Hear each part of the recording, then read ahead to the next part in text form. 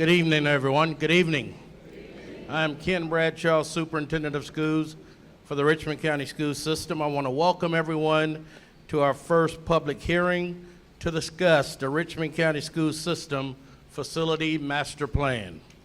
First, I would like to thank Principal James and her team for hosting the meeting. Principal James, she's in the back with the green.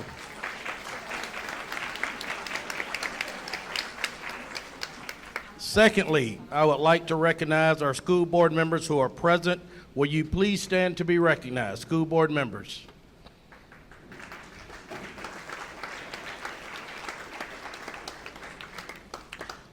I also have the Richmond County School System Central Office staff and some principals present. Will you please stand to be recognized?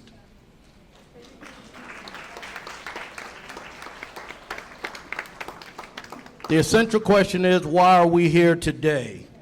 This is the time of year we review our portfolio of schools to see if we are maximizing program offerings and being fiscally responsible. If we can do both, I believe we are able to accelerate student academic achievement. Therefore, we have partnered with a demographer to assist us in achieving this goal.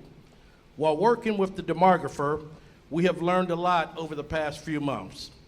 The company is HPM, and our presenter is Mr. Tracy Richter. At the conclusion of this presentation, we are hopeful that you will be equipped with the same information that we have before making a final recommendation. So at this point, I want to turn it over to Mr. Tracy Richter. Thank you, Dr. Bradshaw. Can you all hear me back in the back? Okay. You guys all right in the last row? Okay. Okay, so my name's Tracy Richter. Dr. Bradshaw called me about 9 months ago, and he had seen something I had done because I work around the country working with school districts. I'm not just a demographer. I'm actually an educational facility planner. I used to be an educator. I taught middle grades education for several years before I started doing this about 25 years ago. So I do work with districts across the country and doing exactly what we're trying to do here, to build a facilities master plan that allows your buildings to align with your programs, along with your demographics, along with your finances. And so, all not an easy discussion, but what we want to get to tonight is how we come to some conclusions we come to. I think in the past, what this district has gone through is this idea that you kind of wake up in August and you decide, okay, we're going to have to close some buildings next year. Well, that's not the way to do good facilities planning. Good facilities planning actually takes a look out in time. Tries to look at future enrollments, how you want to do program delivery, how many teachers and staff and resource do you want in buildings to deliver the programs that are right for Richmond County. Not for Columbia County, not for Atlanta Public Schools, not for Sayona Chatham, but for you. And that's what makes it different for everybody. And so what we're going to present tonight is it's not an easy discussion. And don't think it's any easier up here to have to present and go through what we have to go through to make some decisions that align our programs in the right direction. And so what I'm going to take you through is a process on how we got there. And I know there's going to be plenty of questions and comments that you have, but once you hear this, I think you're going to come to at least some understanding as how we got to the conclusion. Now, also what I'm going to tell you is that I've been doing this long enough to try to figure out what even consensus means anymore. There are going to be people that walk out of here not happy tonight. And I know that, and I get it. But the problem with that is that there is a district-wide question that we have that has to also align to individual schools and individual students. So we're trying to serve 28,000 students and trying to serve them one at a time. And that's a tough balance when you sit in a district office and you have to be in Dr. Bradshaw's seat or the staff area and or even the school board seat and try to manage that the right way. That's when this becomes a very difficult discussion. So I'm going to take you through some data tonight. I'm going to show you some things of how we got to the conclusions we got to, and then I'm going to take some questions from you. Now, I know that Board President Walker is going to come up here and he's going to give you the script on how to give feedback and all this, but here's what I want to tell you is that anything from an operational standpoint, and he's going to kind of reiterate this, and I apologize for that. I mean, I'm going to try to talk louder so that doesn't get in the way as much. But anything operational when it comes to transportation programs, things like that, we're going to allow to happen, but you have to talk kind of individually to the program offerings here. I'm going to talk about facilities up here, okay? And so any question that I can answer tonight regarding the facilities plan and how we got to those conclusions, I'm glad to have that conversation with you. But what I'm going to start with, though, is I'm going to start with a video, okay, that we've put together that kind of gives an overview of what this process is and what it's intended to do. And so the video's 4 or 5 minutes. It doesn't take very long, but it gives you an oversight of kind of where we're trying to go tonight.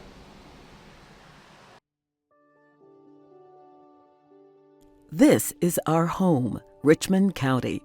We know its history, and we're invested in our future. These are the faces of tomorrow. Our kids deserve a chance to learn and grow in a community that cares. Our teachers are terrific. Our leaders work hard. And most importantly, our kids are filled with potential. Shouldn't we give them the best? But to do that, we must change. In the Georgia Milestones Assessment, Richmond County Schools ranked among the bottom 10 of the 180 public school systems in Georgia. Our aging buildings aren't able to keep up. Our children are not getting the education they deserve. Change is tough, but new beginnings make way for a better tomorrow, and that is worth it. In the past, we fell short, but we can do better, and we will. We can give our kids state-of-the-art buildings. We can offer them more teachers, staff, and programs. And the state of Georgia will pay for it. But first, we need to adopt a 10-year vision that brings more money into the district, using state funds we currently don't qualify for.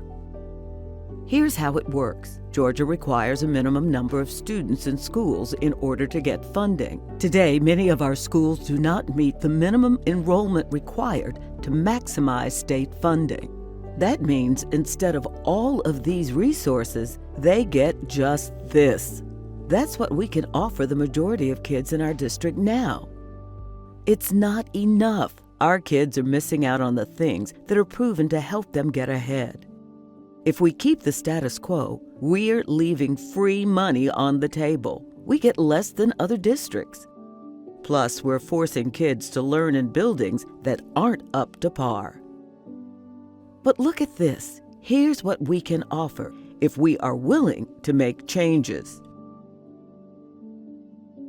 We have to consolidate. Right now, we have too many buildings and not enough students. Before the next school year, here's what we need to do. Open new Richmond Hill Elementary to help families in an area where more kids are moving. Opening a new Bel Air Middle School will also balance out classrooms. Building a new Langford Middle School means moving students to Tut. This paves the way for faster construction. We need to close Spirit Creek Middle School. The same is true at A. Bryan Mary Elementary School. The conditions in those buildings do not meet our students' needs. These recommendations came from the brightest minds in rebuilding school systems for tomorrow. HPM informed by a community task force. Together, we created a master plan. By evaluating existing facilities, tracing population trends, finding ways to get more state funding, preserving history while advancing technology and career opportunities. Now HPM is leading community conversations because we can't ensure the future of our children without your help. This isn't easy, but we're going to do things to decrease the impact on our kids. First, we're going to keep as many students together as possible. We're also keeping teachers and staff. Next, not only are we offering brand new buildings to many students, but this will allow others to get much needed upgrades. All throughout the process, we made sure buses will be there. And finally, we're preserving history. We're working with staff and alumni to make sure that's not lost as we work toward a better future. These changes are painful, but here are the facts. Studies tracked test scores, grades, and attendance. They all improve when kids move to fully funded schools with better facilities and more programs. Bigger schools don't mean bigger classes. In fact, it means more more art, music, and the ability to learn languages and participate in sports. This isn't just happening in Richmond County. It's everywhere. Families are having fewer kids. Our schools were built for more kids than we have. Old buildings have high maintenance costs. According to the Government Accountability Office, 97% of U.S. schools need security updates. 87% are desperate for better technology. Aging buildings impact housing too. Some neighborhoods which once served hundreds of kids will only have a handful. That's why 40% of our students don't stay in the neighborhood boundaries for high school. We need to adjust our school strategy to adapt to these changes. If not, our kids will only get left further behind. We can give our kids state-of-the-art buildings. We can offer them more teachers, staff, and programs. We can build a better foundation, offer world-class education, and ensure a better future. And the state of Georgia will help us pay for it. But first, we must change. Want to learn more about how this impacts your kids, your schools, and your neighborhood? Head to our website. There you can enter your address and see an interactive map showing the changes needed to ensure our kids keep up. This is just the first stepping stone to building a foundation for the future of a world-class education in Richmond County.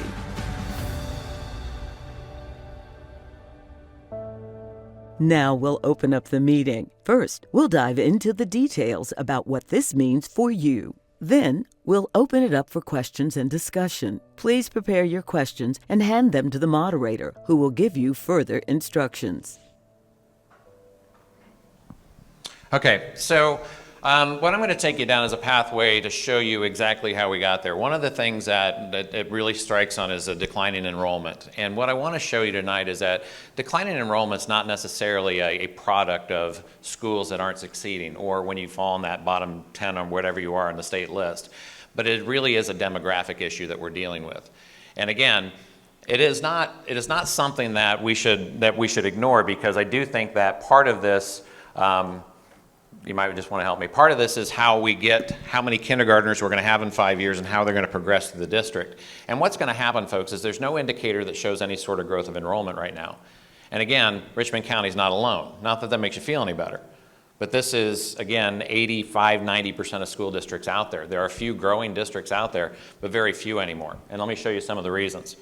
This is Richmond County from a 10-year perspective of looking at birth rates and population versus enrollment. And so what we see is that, obviously the first indicator of how many kids are going to show up in kindergarten is how many kids are born here.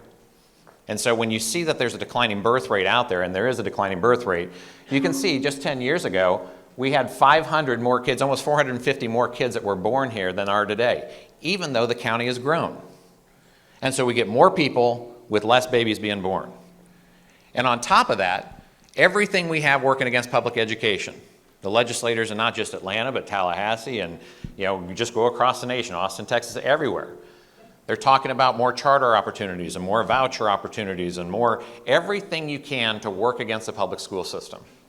And on top of that, you have a demographic issue that says we're not even having kids at the rate we used to have them, even when we have increasing enrollments. Now, on top of one more thing is the housing data that we have out there.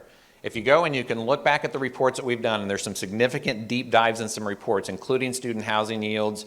We've looked at all the neighborhoods to see how many kids are coming out of houses, what we might project to come out of housing. All of that tells us that we have even a declining rate of how many kids come out of each household, because we're just aging. And the other thing that's not happening is that's happened across this nation in the last 20 years is gentrification of neighborhoods. Those people who became empty nesters and 4 or 5 years later decided to go to somewhere else, maybe downsize their home, aren't doing it anymore. They're just not. I'm one of those guys. I'm 53. I got my daughter's a sophomore in college now, and I have a house that's way too big for us. But you know what? It's 90% paid for at a 2.5% interest rate. I'm not going to go find half the house for twice the price at 8%. So I've told my school district, guess what? You get no kids out of my house, even though 3 years ago there were 2 kids coming out of my house. And that's what's happening everywhere. And so the decline of enrollment is it's not specific to any sort of performance measure. It is simply a demographic question that we have and that we have to deal with. Right now, the largest class that we have is that 12th grade class. Look at that, and so if I look back, go back, Matt, I'm sorry. If I look at that, the 2007 births, which is that senior year right now, birth rates were at 3,384. So we're almost 900 kids less than we were when that senior class was there. Good. So if I look at the historical enrollment, what concerns me here is that as I go across, and you don't really have to necessarily see the numbers as you do the colors, is that the red is the highest enrollments and the blues are the lowest enrollments. Now obviously we had a COVID year to deal with, so that big blue is kind of that COVID kind of impact. Okay? But if we see beyond that, what starts to be really concerning is that if I look at my kindergarten enrollment, which is that birth rate coming into kindergarten, is that just 10 years ago there were 2,671 kindergartners coming into this district. In the 23-24 year, there's 2,186. 500 less. Now think about that. If you progress that 500 less for the next 12 years, and I can keep every kid, that's 6,000 less kids if this continues over the next 12 years. 6,000 less kids with the same amount of buildings that you're paying for, that we have to maintain across the board and make sure they are.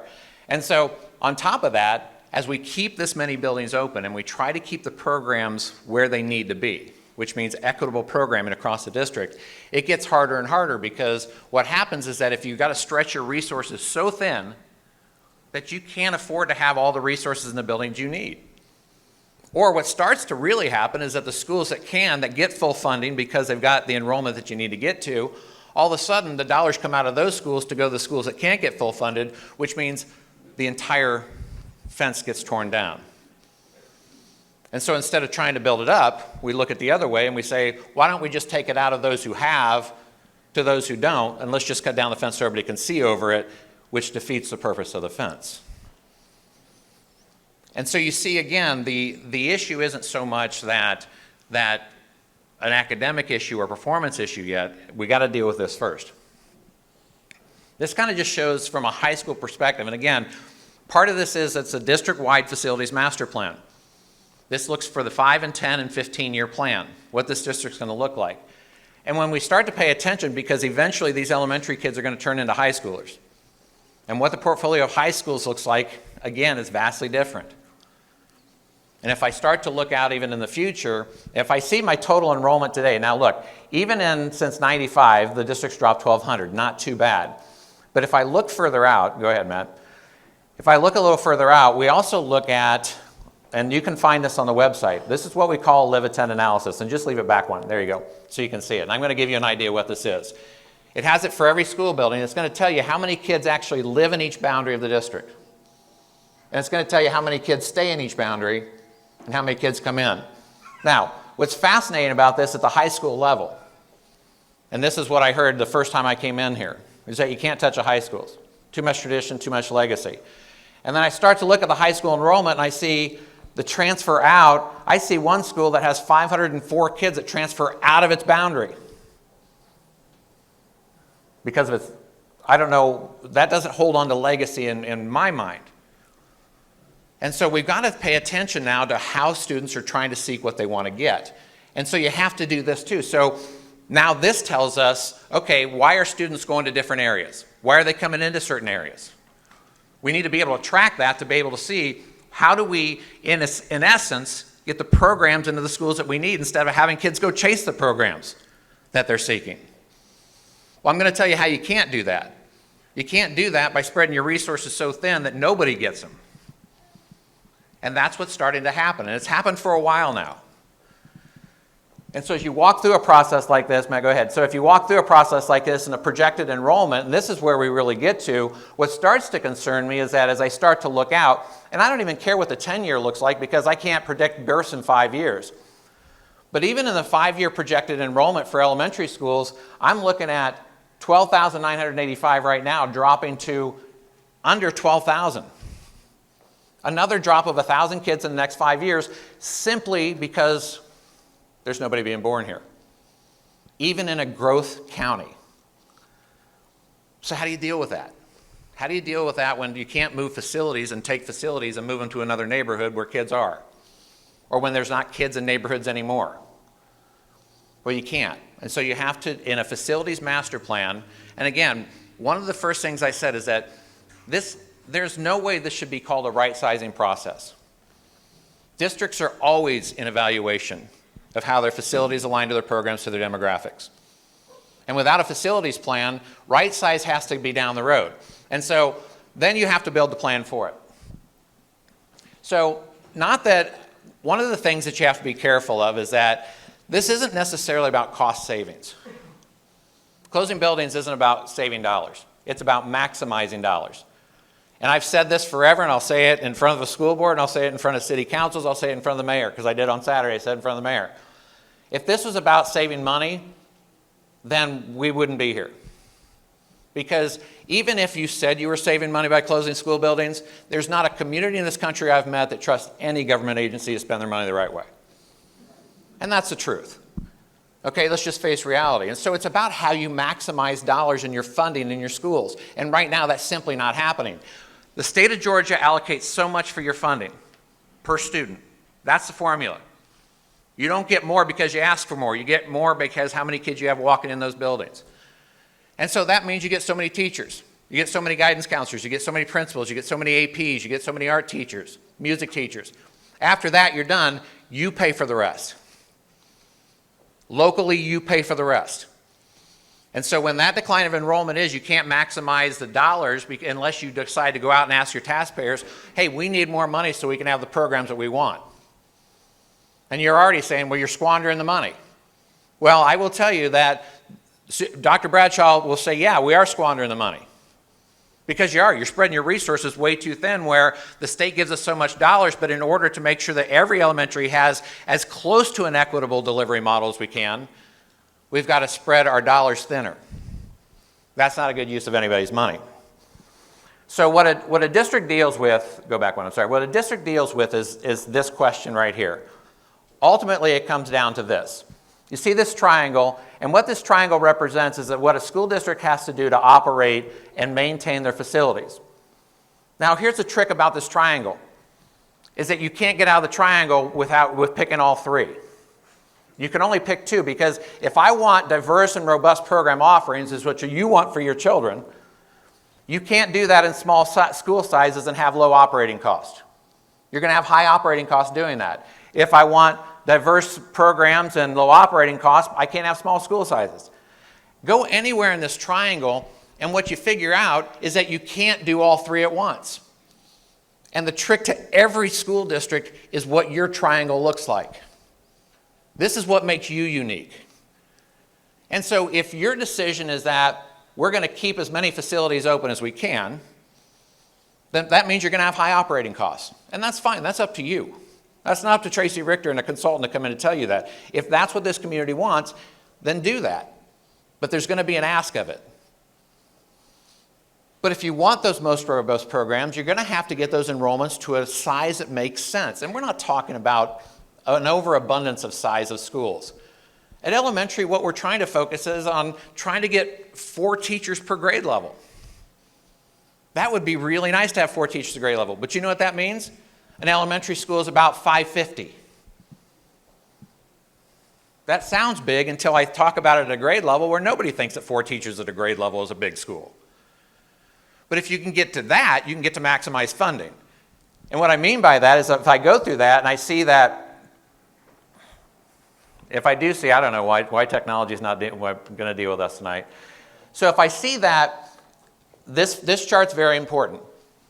That in order to get the minimum funding for schools in the state of Georgia, this is the school size that you have to have.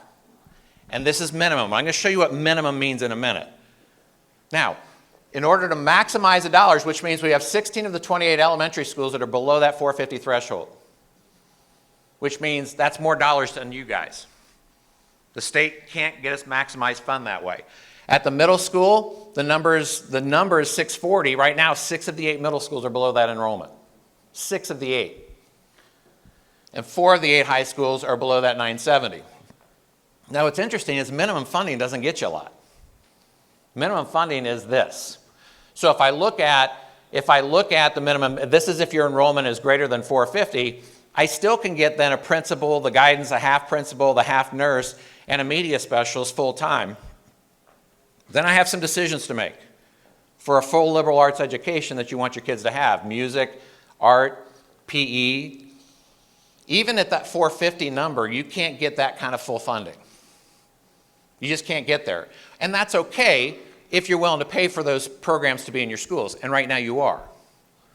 Now, if I jump to the AP, I'll give you a real-time example, is that right now the state funds about $3.5 million for assistant principals in the district. You have so many schools open that you spend $11 million. That difference is on you. That's this community and the community as a whole in Richmond County. Now, can you get rid of that entire bogey? No, you can't. But you have to minimize that because although the APs are important here, that those dollars are better spent in more program offerings than having to spread our money too thin. And so if I look at below the 450 threshold, if I go across the district, this means a principal and the half nurse. Everything else then, because it has to be as a district-wide level, disappears without local funding. Now, so the question becomes then, in a conversation to be had, is that if we're going to keep buildings open, then what programs don't exist? It's really kind of that, and it's not an easy question. It's not an easy question to answer at all. But what I've done with this, when I've talked to this school board, face to face, toe to toe, and they're holding my feet to the fire to make sure that we do this process the right way as good as we can. My same response to them was, if we can't go down the pathway of reduction of the portfolio, then I'm not leaving the boardroom until they tell me which programs go away. I'm not going to leave until we hear those answers, and those answers have to be solution-based. Look, I know we're going to get the comments tonight of how much the school means, and you love the school, and I understand that. I love the schools I went to growing up. I understand that. But if we go across the board and we know a reduction of facilities has to happen, then what school is it? Because every school is going to come up to us and tell us how much they love their school, as they should. If I move on to the middle school, and again, this is where your kids are going to be impacted by this because they're going to go on to middle school. Again, at the minimum state funding level, again, I get one AP, and then look, at the CTE offerings, I get one CTE offering, which is supposed to be an exploratory year for our middle school kids. They don't even know what career technical programs they can get into because they're not even offered at the middle school level that they can explore them. So how do I go out and explore that? And then if I get to that full funding level, all of a sudden I can start to add in world languages that are key. You know, this full liberal arts education. If I can just get to that 750 number at the middle school level. And when I get to the high school level, this is where I have concerns. So remember it said that the minimum at 970 and the top was like 1680 or 1670, something like that to get full funding. Well, the fact of the matter is none of your high schools in Richmond County are ever going to be that 1600. You're not a community that would want a high school that big, and that's understandable. So you've got to get to the maximum number that you think we can. We tend to think it could be 12 or 1300. That gets you closer to these numbers. But with this minimum state funding, look at this. I mean, and then if I get the full funding at 1680, even if I got 1680, all of a sudden then I can get this. My next one, please. I can get this with the full funding. So my question once again, now we're not here to answer the high school question tonight necessarily, but my question will be, if we can't do it, then pick one, pick two, pick three. And folks, that is not, for me, it's not something that says it's one or the other. I think that you have opportunity in this district because you have so much space to create a really good opportunity for kids. And there are some neighborhoods that are going to have to step up for the rest of the district. We happen to be standing one tonight.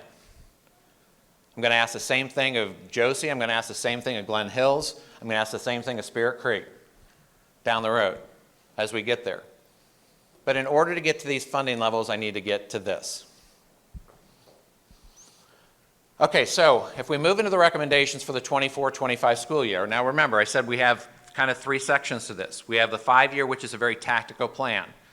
Then we have a plus 5 years, which is more visionary. What are we going to be able to do to set us up in the future then? But we got to get here first.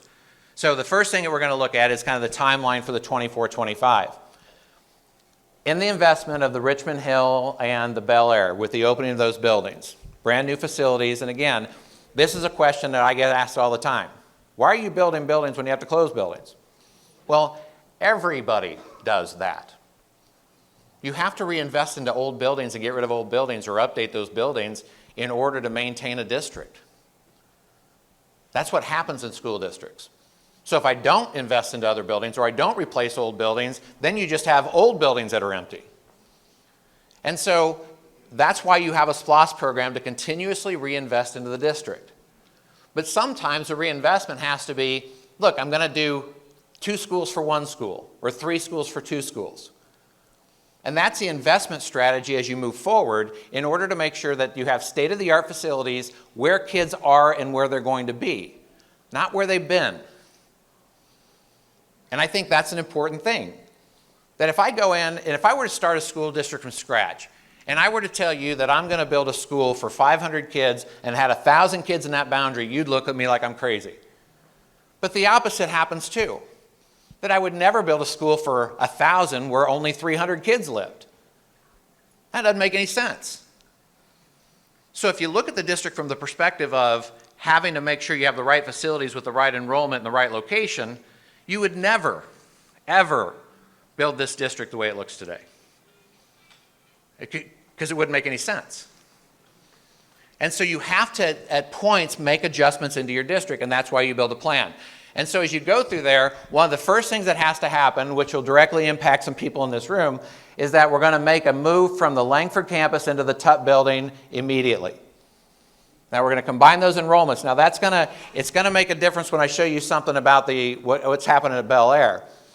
But in order to do that, and for us to be able to do that, to move those two enrollments together, we're going to be able to clear off the site at Langford Middle School and start and cut a whole year off the construction project, which is millions of dollars of savings and time, and a middle school that's been promised in the community for 20 years. Brand new middle school that could impact a lot of students in this facility. Now, on top of that, also with the closure of Spirit Creek, being able to disperse those kids into Pine Hill and into Hepzibah, we're able to maximize the enrollment at those middle schools also. But also then, in this is where we specifically talk about the closure of Mary. Now, first and foremost, I want you to understand the process of getting to a school. It's not like we got in a room and just said, okay, we're going to use that school, and that school. That's not the way this process works. So we look at all the buildings in the area, we look at transportation, we look at capacity, we look at condition, we look at resource staffing, we look at all the things combined to see what movements can be made in an area to adjust the buildings to where they need to be. And then you come to some conclusions about what building then falls in place with that. In this case, it happened to be Mary. And so what it does, though, is it allows some things to happen as we do this building into those other schools where we get some more maximum enrollment into the elementary schools to get us close to that full funding. Now, again, this is on the website, so you can really get in and you can see deeper into it. Even if you're on your phones, you can do this. But let me explain how this chart works on here. Is that it has your current capacity in here, and then it has your current live-in enrollment. Okay, now we look at live-in enrollment because the first notion you look at a boundary is that if you live in a boundary, you should have a seat in your elementary school in that boundary, even though we have movement and choice across the district. But we look at how many students actually live in each of these boundaries. And so as I go across, I can see 3 of the 4 elementary schools don't even have enough kids, even if we made every kid go back to their home school. They wouldn't have enough enrollment to get full, even minimum funding in the school building. 3 of the 4.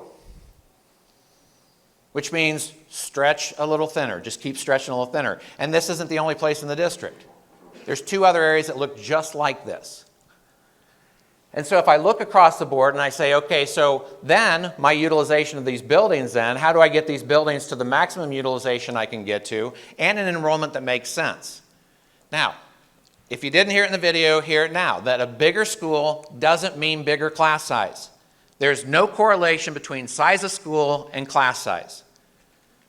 Because actually, if you make a school that has enough students in it, you get full staffing in a school, which then can minimize overcrowding in classrooms. Actually, doing this 25 years, the biggest classrooms I actually see are in the smallest enrolled schools. And if you think about that logically, it's because they have less money coming in, so they can't get as many resources in, so class sizes have to go up. And so if we're able to do this across the district, we can get those enrollments to where we can minimize that overcrowding or underutilization of classrooms. So if we make this move then, in the proposed move, you can see that we get the live-in enrollments at Garrett and Lake Forest up to those numbers that are closer to full funding, even though Garrett still can't get there. And then Warren Road, we actually then get up to that 650 number and utilize that building better. And we still, among the 4 schools, have nearly 240 seats that are still open, which means additional classrooms that are there for any flexible movement that'll happen. And so as that works, now, so you can see then we've got parts of this, and this is where transportation came into play a lot, is that we have sections of Mary that are actually far closer to Warren Road. Transportation time, resource staffing, getting those students and getting the busing right in this district, it was a big goal of this. And then as you start to look into these neighborhoods, and what's going to make it difficult is that because those lines follow streets, what we've given you is a tool, and I'm going to show you where the tool is, because I want you to see that we've thought through this about any confusion there might be. So Matt, go ahead and turn on, and you saw this in the video too, but I want to show you again. So if you go to the district website, there is something that calls the 2425 Proposed School Zone Locator. And when you turn on that and you go to that, you can type in an address, and you can type in your address in particular. You go up to that top line, and Matt's got to jump back and forth to these, but he's going to type an address that's probably just right down the block here. This is 2908 Mayfair Road. Back and forth. Yep. And what it's going to do is going to pull up your planning unit. It's actually going to show you the address match right there. That's where that location is. And then if you go over here, it shows you the current assignment and then the proposed assignment for that school building. Okay, and so you can't see it up here, but when you go in, you can go to the district website and you can find it on there. It's on the planning website. Type in the address and it can show you where that proposed move would be for your specific house on that. Okay, so we've tried to make it so that if the board approves this moving forward, that you have an easy tool that you can go to see how that impacts you and your family. Let me go back to the PowerPoint. Now I'm going to briefly just cover kind of what else we've done here, because I do think there's people in the room that are going to have choice as they move into middle schools and high schools too. And I want you to see what that kind of means from a district-wide perspective. And so, Matt, I'm going to leave you up there to get me there. Okay, yeah, go ahead. So the first one is obviously that Tut Langford. And again, when we look at this, and this is what's going to be interesting, is that sometimes you see that like we have a live-in that's higher than the capacity of the building. Well, here's the thing. Right now, there's about 340 kids that leave that area, right off the bat. And so we don't feel like there's going to be a capacity issue here because kids have the choice at those middle schools that they're choosing to go to those. And so you see that. Go ahead. On the new Richmond Hill, again, I'm not going to even cover these right now, but the new Richmond Hill Elementary shows some of the movement of some of the planning units in there. And then you get to the same thing with Bel Air, or Richmond Middle School. Get to the same thing with Bel Air Middle School. And then we go to the closure of Spirit Creek. And tomorrow night we're going to have a meeting with the Spirit Creek community about what that means to them, okay, as you walk through that. Now, the recommendations then past next year have a direct impact on all your students that are going to move through, as you see it. And so you already saw that kind of Tut-Langford thing. So there's a lot of students that live in these boundaries that are going to be impacted by that new construction. So if the SPLOST goes through, that you can count on about 2.5 years, a new Langford Middle School, which means any third grader in this building that is scheduled to go will find themselves in a brand new middle school if they choose to go to Langford. Now, also then next year with a couple more closures with Gracewood and Jenkins, and part of that has to do with housing and the movement of housing and subsidized housing in the downtown area. But here's the big part, is that this is a move now to reduce our high school delivery model, get our facilities more in line on the high school line. So, and this is going to take a couple domino steps, and you can see that a lot of it doesn't get implemented until like the 27, 28 year, because you can't even get there. But first and foremost, next year, what we would attempt, or 2 years from now, the 25, 26 year, what we would do is we would take the Murphy and Hornsby middle schools and we would move them into the A.R. Johnson building. And we would combine that A.R. Johnson program right now into the RCTC program, not as a combined program, they still stand independently.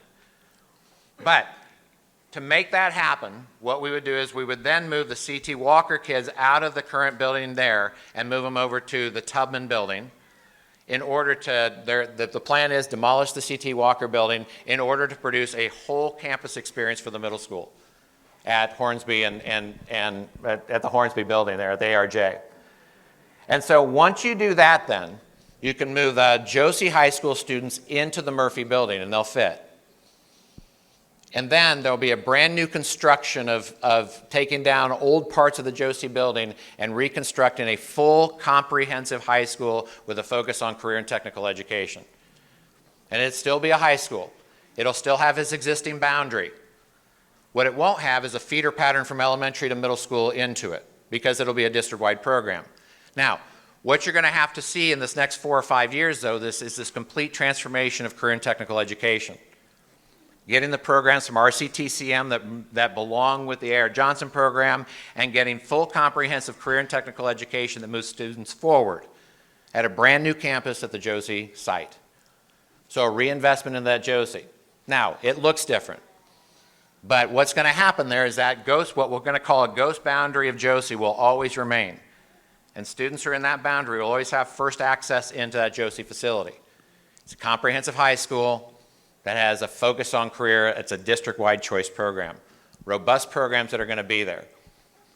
Now, in order to get there, though, it's going to take a few years, so we don't anticipate that until the 28-29 year to move in. So there's a lot of movement there, but there's a lot of reinvestment that has to happen into that site to make it work. Now, the last thing is in the Glen Hills corridor. And in the Glen Hills corridor, the idea is to take 4 of the elementary schools and get them down to 3. And the way to do that is to reinvest into, first of all, to move Glen Hills Elementary into the Glen Hills Middle School campus, okay, which would be renovated to handle elementary students. And then also, in the southern part, in Meadowbrook and Jamestown, moving them over to the Morgan Road campus into a new facility also. But with that reinvestment of that area, we have actual elementary schools that are actually going to move into middle school buildings, retrofitted for restrooms, those kind of things. But think about this. They're going to move into facilities that have full gymnasiums, full theaters, full science rooms where kids have access to science at elementary grade levels. But we're going to have to then move the Glen Hills Middle School into the Glen Hills High School campus and eventually then phase out Glen Hills High School. And so you can see then with the reduction of those 2 campuses that are feeder patterns, we're able to reduce the number of high schools in the district to get us to where we need to get to.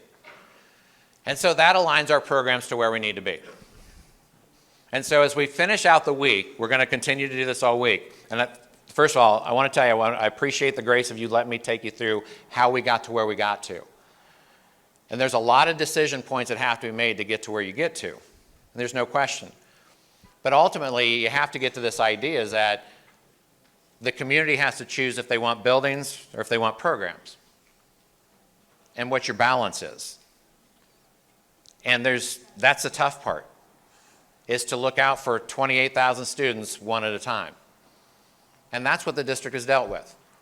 And so if the buildings continue to stay open, then this will continue. The resources will be spread thin, and eventually the dollars just aren't going to be there. The state's just going to, they're just going to keep coming at you, because that's what the state governments are doing right now, and I'm not blaming them. Look, here's the other thing, and I want to tell you one more thing where this district is making investment. I sat in a meeting the other day where they were talking about where bus drivers and cafeteria staff and maintenance people don't get into the teacher retirement system.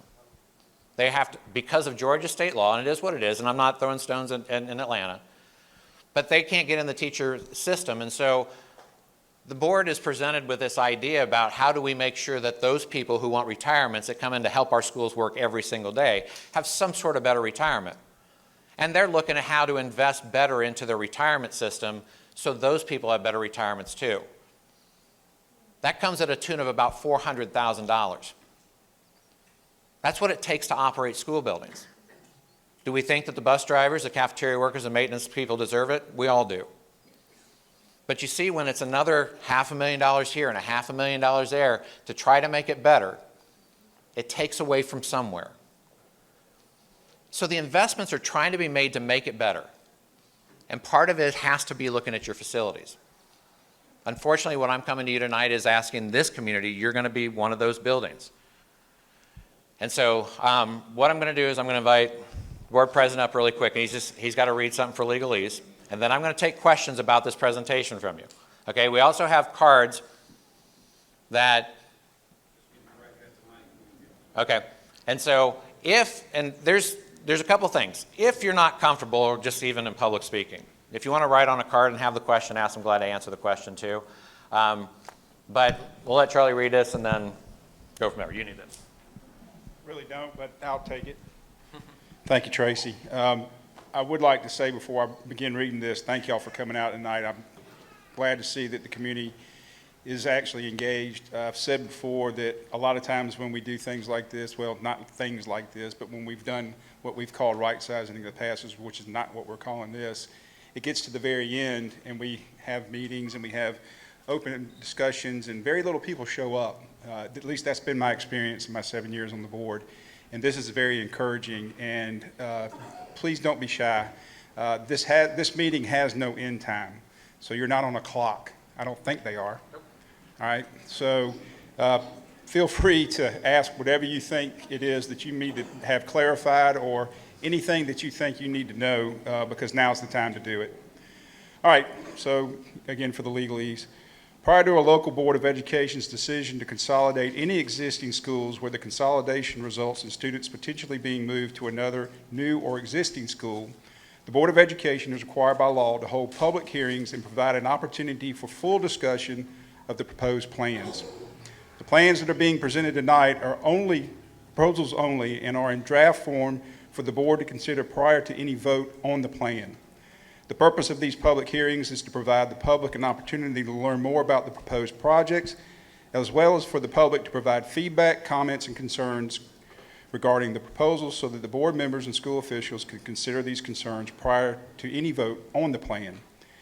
You will notice that there is also a court reporter present who will be preparing a transcript of all the comments and concerns so that the board members can review all of the information at the conclusion of the hearings and prior to taking any votes on these plans. The board members and school system personnel are here tonight to listen and receive feedback from the public. In order to receive as much feedback as possible within the allotted time, and again, I think I said there was no time limit, the board members or school system personnel will not be responding to comments during the meeting, but rather will be listening and receiving the points of discussion from the community.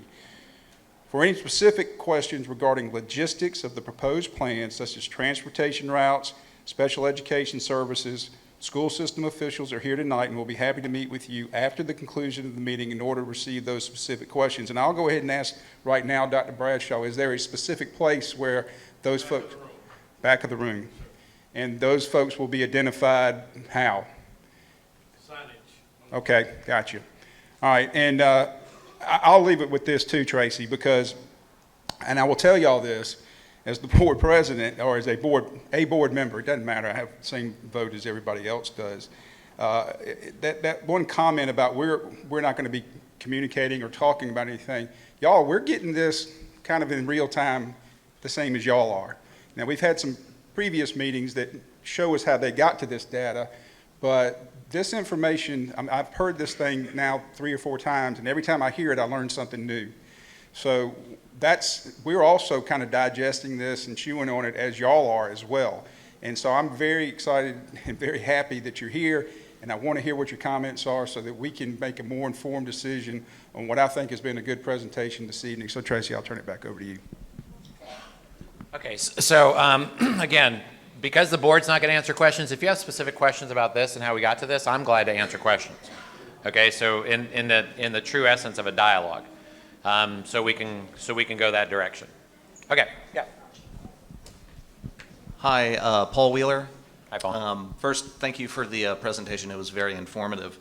And I don't know if you'll be able to answer this, but what is happening to the A. Bryan Mary land property, and how much will this affect my property taxes? Okay, so I think, well, the property tax one is a tough one, but I do think Yeah. that, I actually think that no building, the idea is to leave no building empty, okay? And so there is still need for professional development space, teacher training space, and those kind of programs that we need for the district level too. And so the intent is that buildings that have good structure, to keep them but have them in use. There's no plan to leave a building empty. Okay, we don't want any of that to happen. Now, as far as property tax go, making sure that you have the best quality schools probably has a bigger impact on your land value than one single building does. And so the idea, the site won't be ignored. The idea is to try to use it in the most capacity this district can from a non-student perspective. Like I said, there's plenty of training need that has to be out there and other places to meet for the district. So thanks for that question. Thank you. Mm-hmm.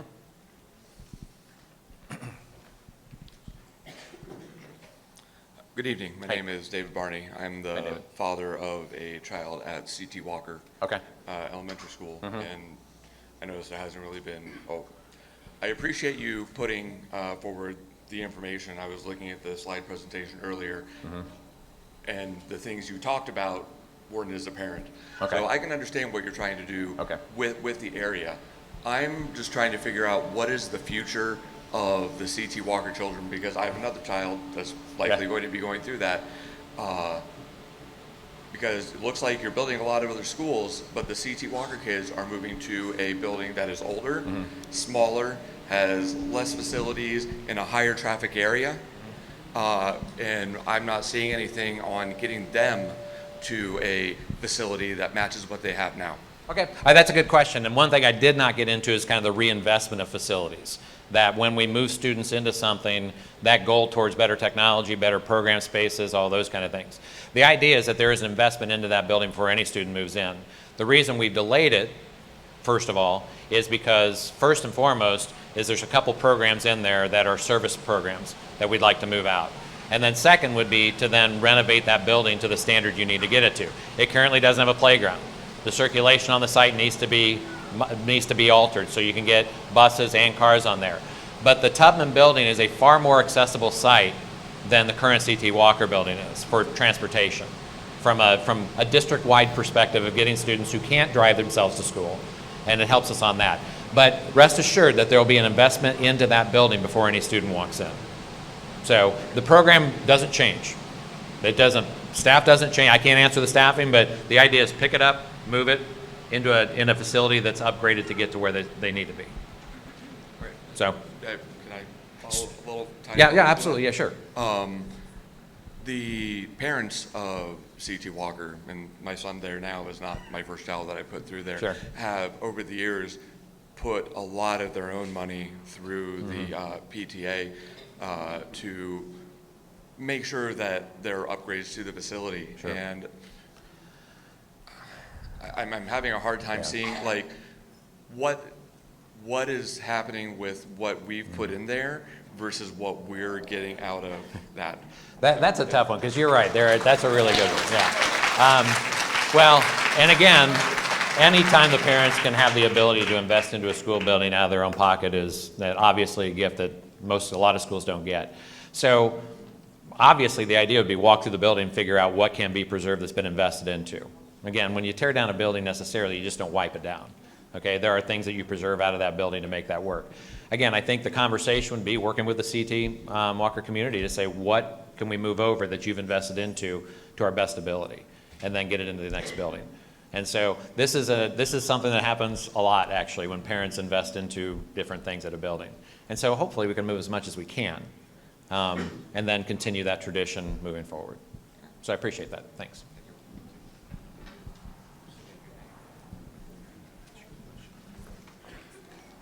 My name's Felicia. I think I listened a lot to what you had to say, and a lot of the things that you mentioned, did kind of make sense. I understand the demographics. I understand, that there is more federal funding that we would qualify for with consolidating the schools.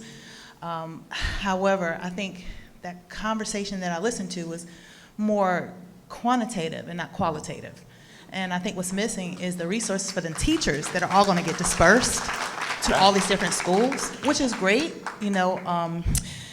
if they were heavily concentrated in that school that you plan on moving this school to. But because they're not guaranteed the position to go to that particular school, like the students are, then the students lose these quality teachers who've invested in this school for some 20 years. And that may be a physical attachment or emotional attachment, as you relate it to. And I get that, sometimes we are emotionally attached to things that change mandates that it needs to happen. But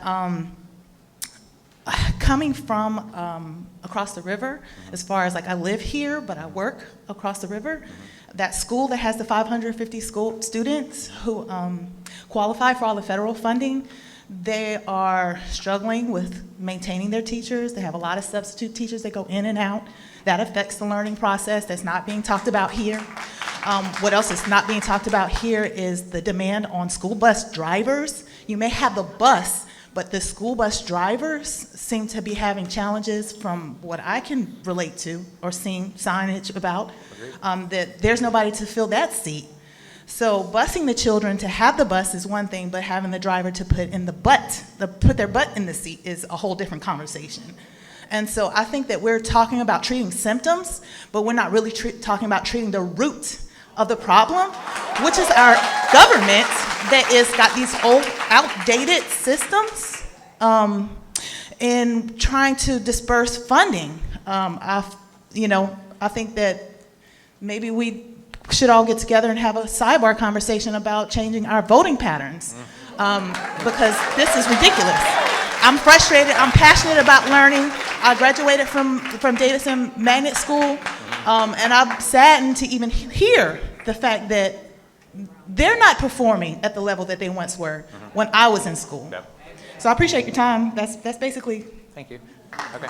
a lot more than No, I appreciate it. Thank you. a question. Thank you. And look, I'm going to, again, for the one thing I'm going to tell you about transportation is, they're spread thin. Yeah. Toughest positions to fill in any school district are school bus drivers and custodians, okay? Now, you're right. The buses aren't showing up on time. That's because we have so few to get to so many places. And so when you talk about quality of education, kids showing up late because we have so many sites that the kids have to get to and we don't have enough bus drivers to get to affects the quality of education. Yeah. Having enough resources in the buildings impacts the quality of education. And so, there's some quantitative stuff here.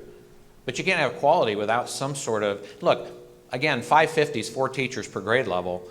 Again, if you're having substitute teaching issues, there's operational issues you can't get around. I can't fix that in a facility. Right. I can get to the facilities where at least you can get the fully funded that you can. And I do think there's some things on the federal level. A lot of money doesn't come from the federal government. Most of it's coming out of Atlanta. And unfortunately, the federal government doesn't do a good job. Where they do a good job is Title I. Okay. And what we do know is that for instance, in the Lake Forest Hills, we've done some analysis on that. Currently, Lake Forest Hills is somewhere around $90,000 in Title I funding. By making this move, they could get above $150,000 of funding from Title I by having that many students in the building. And when a Title I teacher walks in the building, they're just not paying attention to Title I kids. They pay attention to everybody. And so you do get some increase of quality because they're touching those. And so what we're trying to do is address that. And so hopefully, I hear what you're saying. We want to make sure it's about quality and not quantity. And it's not a dollar thing. It's maximizing where we can get. So I appreciate your passion. And keep showing up for this passion, because this process is going to keep going. So I appreciate that. Well, thank you for your time. Thank you. Before we get to the next question, one thing that we do want to make sure we prioritize is getting to every question that anybody has in this room. Everybody is committed to staying here until every question is answered.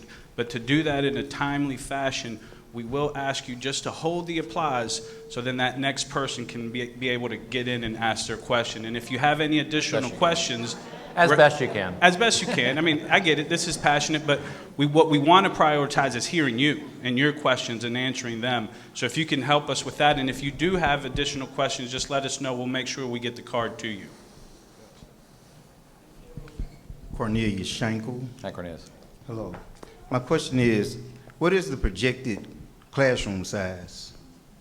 Okay, so again, the projected classroom size depends on how many buildings you have and how many classes you need to serve.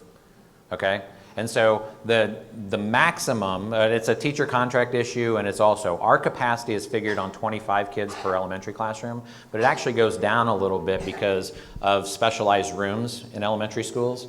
So ideally, you'd like to stay below that 25 mark. At the middle school, you get up to 28. At the high school, you can maximize out to 30. And that's what the state tells you. Now, look, I'm a former teacher. I get it. 30 doesn't sound like it's very appealing. Okay. So, discipline in the classroom. No question. You're going to have one teacher trying to teach 25 students. Is that real? And my question is the goal for money only? Nope. Or are we here to try to produce the best leaders of the future? And if we are here to do the best for our students, I think we need to go back to Atlanta and wherever else and get more money. If we can go and do a James Brown Arena, and I'm all for that, we should be able to get the money and the funding to provide for whatever we need at the local level. I'm completely, I think that the direction of the conversation does have to be more focused. And we had I met with some legislators that were in our audience on Saturday. They're saying the same thing about Augusta, trying to fight for it. But then what the fight is, also that the fight has to be, is to fight for public education. You're right. So remember, let me get back to the class size thing. Because remember, the size of the school will be directly impacted. I mean, it doesn't directly impact the class size. If I have enough teachers and resources in a building, I can manage my class size. Right now, I can't manage class size. It's hard. If we go over and we look at Columbia County, they're building schools, and everyone that comes here says, go to Columbia County. They had, at one time, they had smaller classroom sizes, and then over in North Augusta. But here, we're talking about combining and closing. When you got Fort Eisenhower over here that's expanding, you have all the other facilities that are coming, but we're over here talking about combining. If we need to pay taxes, we pay taxes. And we need to do what we need to do for the kids. Great. I appreciate everything that you're doing, Yeah. but it's lip service. And I'm sorry, I'm not a political type of person. Okay. I just got to call it like it is. Right is right and wrong is wrong. Agreed. And this is not right.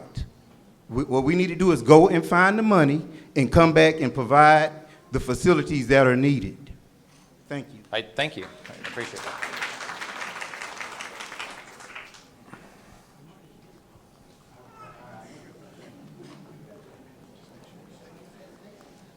For the record?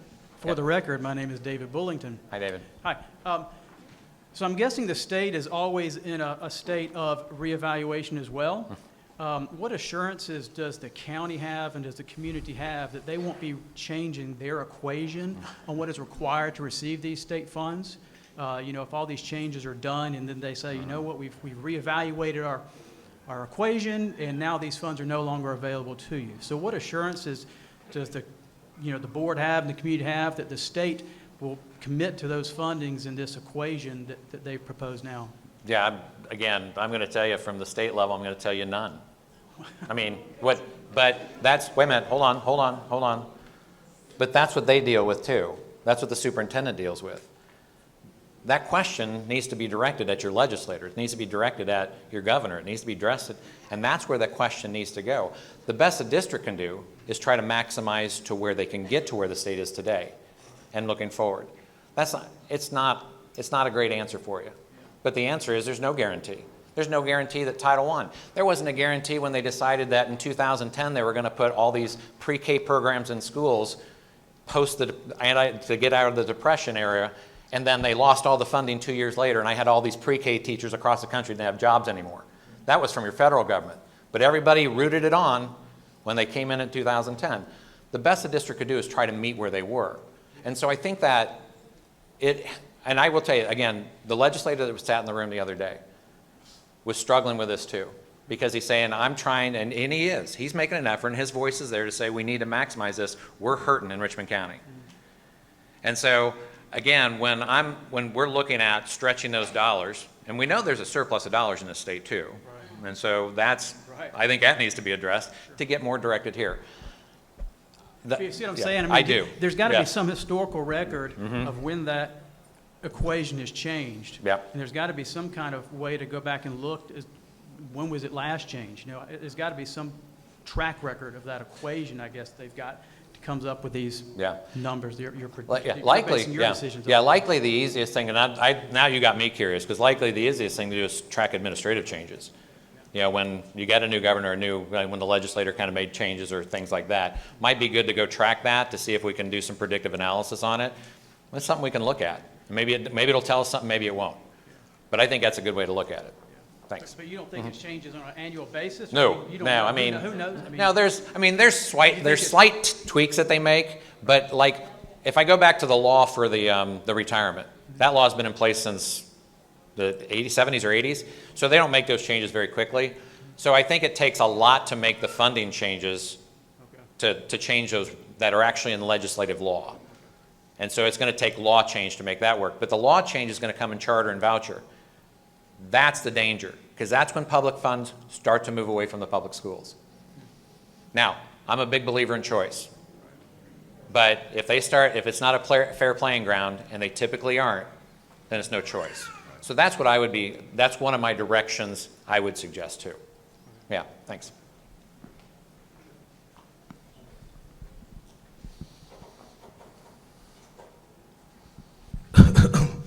Okay, just making sure y'all can hear me. I talk a little low, my voice is a little deep. Let's get that up. All right, my name is Nigel Jackson. I'm running for Commissioner District 5. Okay. Out there in South Augusta, Georgia. I'm a Glen Hills alum, actually. Yeah. Actually graduated from Evans, but Glen Hills alumni. Grew up in the South Augusta area, and I had a few things that I've seen going on in that area from growing up there. There's been a repetition of the same things happening over and over again with people coming to speak about what's going on and trying to change the minds of the children. And personally, I really think it's about economy. Everybody is a part of the economy. Our public schools are part of the economy. Our private schools are part of the economy. So it really depends on how everything is functioning. Right now, I think our public schools is at a 2-star rating, or like 1.5 somewhere, boxing around that area, and we're talking about combining the schools. We also have an increase in crime rate. But if we look at the state level, we look at percentages, we're kind of low. But when it comes down to the people, there's a big complaint about our crime rate with our children. Just not too long ago, not to bring up those issues, but a 14-year-old boy just went to jail for an issue that happened out on Wrightsville Road. Another one just happened with another minor. He ended up hurting some lady. So we have an issue with our kids in this economy. The thing is, what are we doing to increase that education level for them? I know that we're talking about implementing new programs. I've also pushed new programs to be implemented, not just at the high school level, but at the college level. Augusta Tech, maybe some things for Payne College, because Payne College is one of the big things in that area, but we don't really have support for them. Right. So figuring out a way that we can support our college, also with our high schools, helping the students get into, Payne College or Augusta University by giving them a program that they can be a part of. When I went out to Evans High School, they had a nursing program that they had for the high school students to attend, so that when they get out, they already have a leg up on doing a nursing program. So they can come out, maybe go to Augusta University, maybe go to Emory University or something like that to further their education. But in Augusta, we're not really doing that unless it's at a private school. At the public schools, if we decide to combine them, I'm thinking about the people that are in the area. The people in the area, in the South Augusta area, I looked at the state numbers for median income. The median income in Augusta, Georgia is at $35,000. That is how much people make, and it's the highest amount in Augusta. But in Evans, is a high amount of people that make 70 to 75 to 80 to $90,000. In Augusta, Georgia, just as in Augusta, we have the second highest population in Georgia. Right. But we're real low on median income. We're number 279 or something like that. Right. So that means we don't have enough money coming in to actually support or actually even look like we're the second biggest city in Georgia next to Atlanta, Georgia, which is 2 hours away. Right. My question basically is what are we doing to help build not just the education for the students, but the parents also need help. If we decide to displace these kids right after COVID, after they just got displaced after COVID, and we're talking about having this done 2025, 2028, everybody's just now really getting back to normal, and then we're going to disrupt that and move all the kids, get things out of the norm for the parents, because the parents are just getting back into the kick of actually having their kids going back to school. Sure. I have some nieces and nephews who are in school now who are just getting back to actually being in a school setting and not being on the computer. What things are we doing, or do we have any plans on making sure that the parents who are making that $25,000 to $35,000 range that need that help with their kids, or do we have anything to help those children who are falling behind because we have a 2-star rating? Yeah, so I think there is, if I can jump to the Josie one very quickly, the Josie conversation is exactly targeted at that. Is the idea of offering, like one of the most populated classrooms, right, or the career and technical programs right now is nail tech. The average nail tech comes out making $22,000 a year. Now, I understand it's a service that people want and it's demand, but the pay is low. And trying to make sure that the program offerings in the career and technical pathway in the right places are offering, and what eventually starts to happen. So Marion Barnes is a good start, but it's not enough. There's not enough space there to attract kids there, and it's on a high school campus that might be a rival high school campus that students might not come to because they don't want to go to Josie. And that's wrong. We've all been to Josie. We love Josie. But if we can build a state-of-the-art career and technical pathway to make sure that kids understand that college isn't the only pathway to get you success, because it's not. But that is one way to do it. But it's going to take some reshaping of A.R. Johnson and RCTC and how that, and we don't think we're doing that overnight. We actually think we're taking a good time to develop the program as we get into the new facilities. And I think that's one pathway. I think by getting our kids, for instance, moving some of these kids, if we can get elementary schools that have more science labs in them, that gets kids more exposure to hands-on learning, instead of just double-loaded corridors with 750 square foot classrooms, we're better off. So we need investment in the new facilities to do that. But we also need enough programs in the buildings to get us where we need to get to from a foundational level. Qualified teachers, attracting teachers here that are qualified that want to stay here. Okay? Now, understanding that when you close buildings and there's some disruption to staffing also, we understand, I mean, that is real. And we heard the last speaker say that. So, but trying to minimize disruption is what this, as good as you can in kind of that volatile demographic thing, isn't always easy. And so there has to be some abrupt kind of ripping off the Band-Aids, but sometimes there just has to be a really good plan. One thing I didn't cover, for instance, this will directly impact the Glen Hills. Right now the district is looking at a property out at the fort. Working a partnership to get a high school property out there. That is an 8 to 12 year vision to build a new high school on the west side, to take that Glen Hills, Bel Air kind of area, even west side a little bit, and reshape that as that growth occurs. But a new high school of that size is going to cost you $200 million. That's just the numbers, that's the math. You can't afford $200 million right now. But if it's 8 or 12 years out, we can plan for that. So there is investment, it just takes some time to get that going. So I appreciate your efforts in running for what you want to run for and trying to make change there. The rudder's small, but you got to start somewhere. So thanks.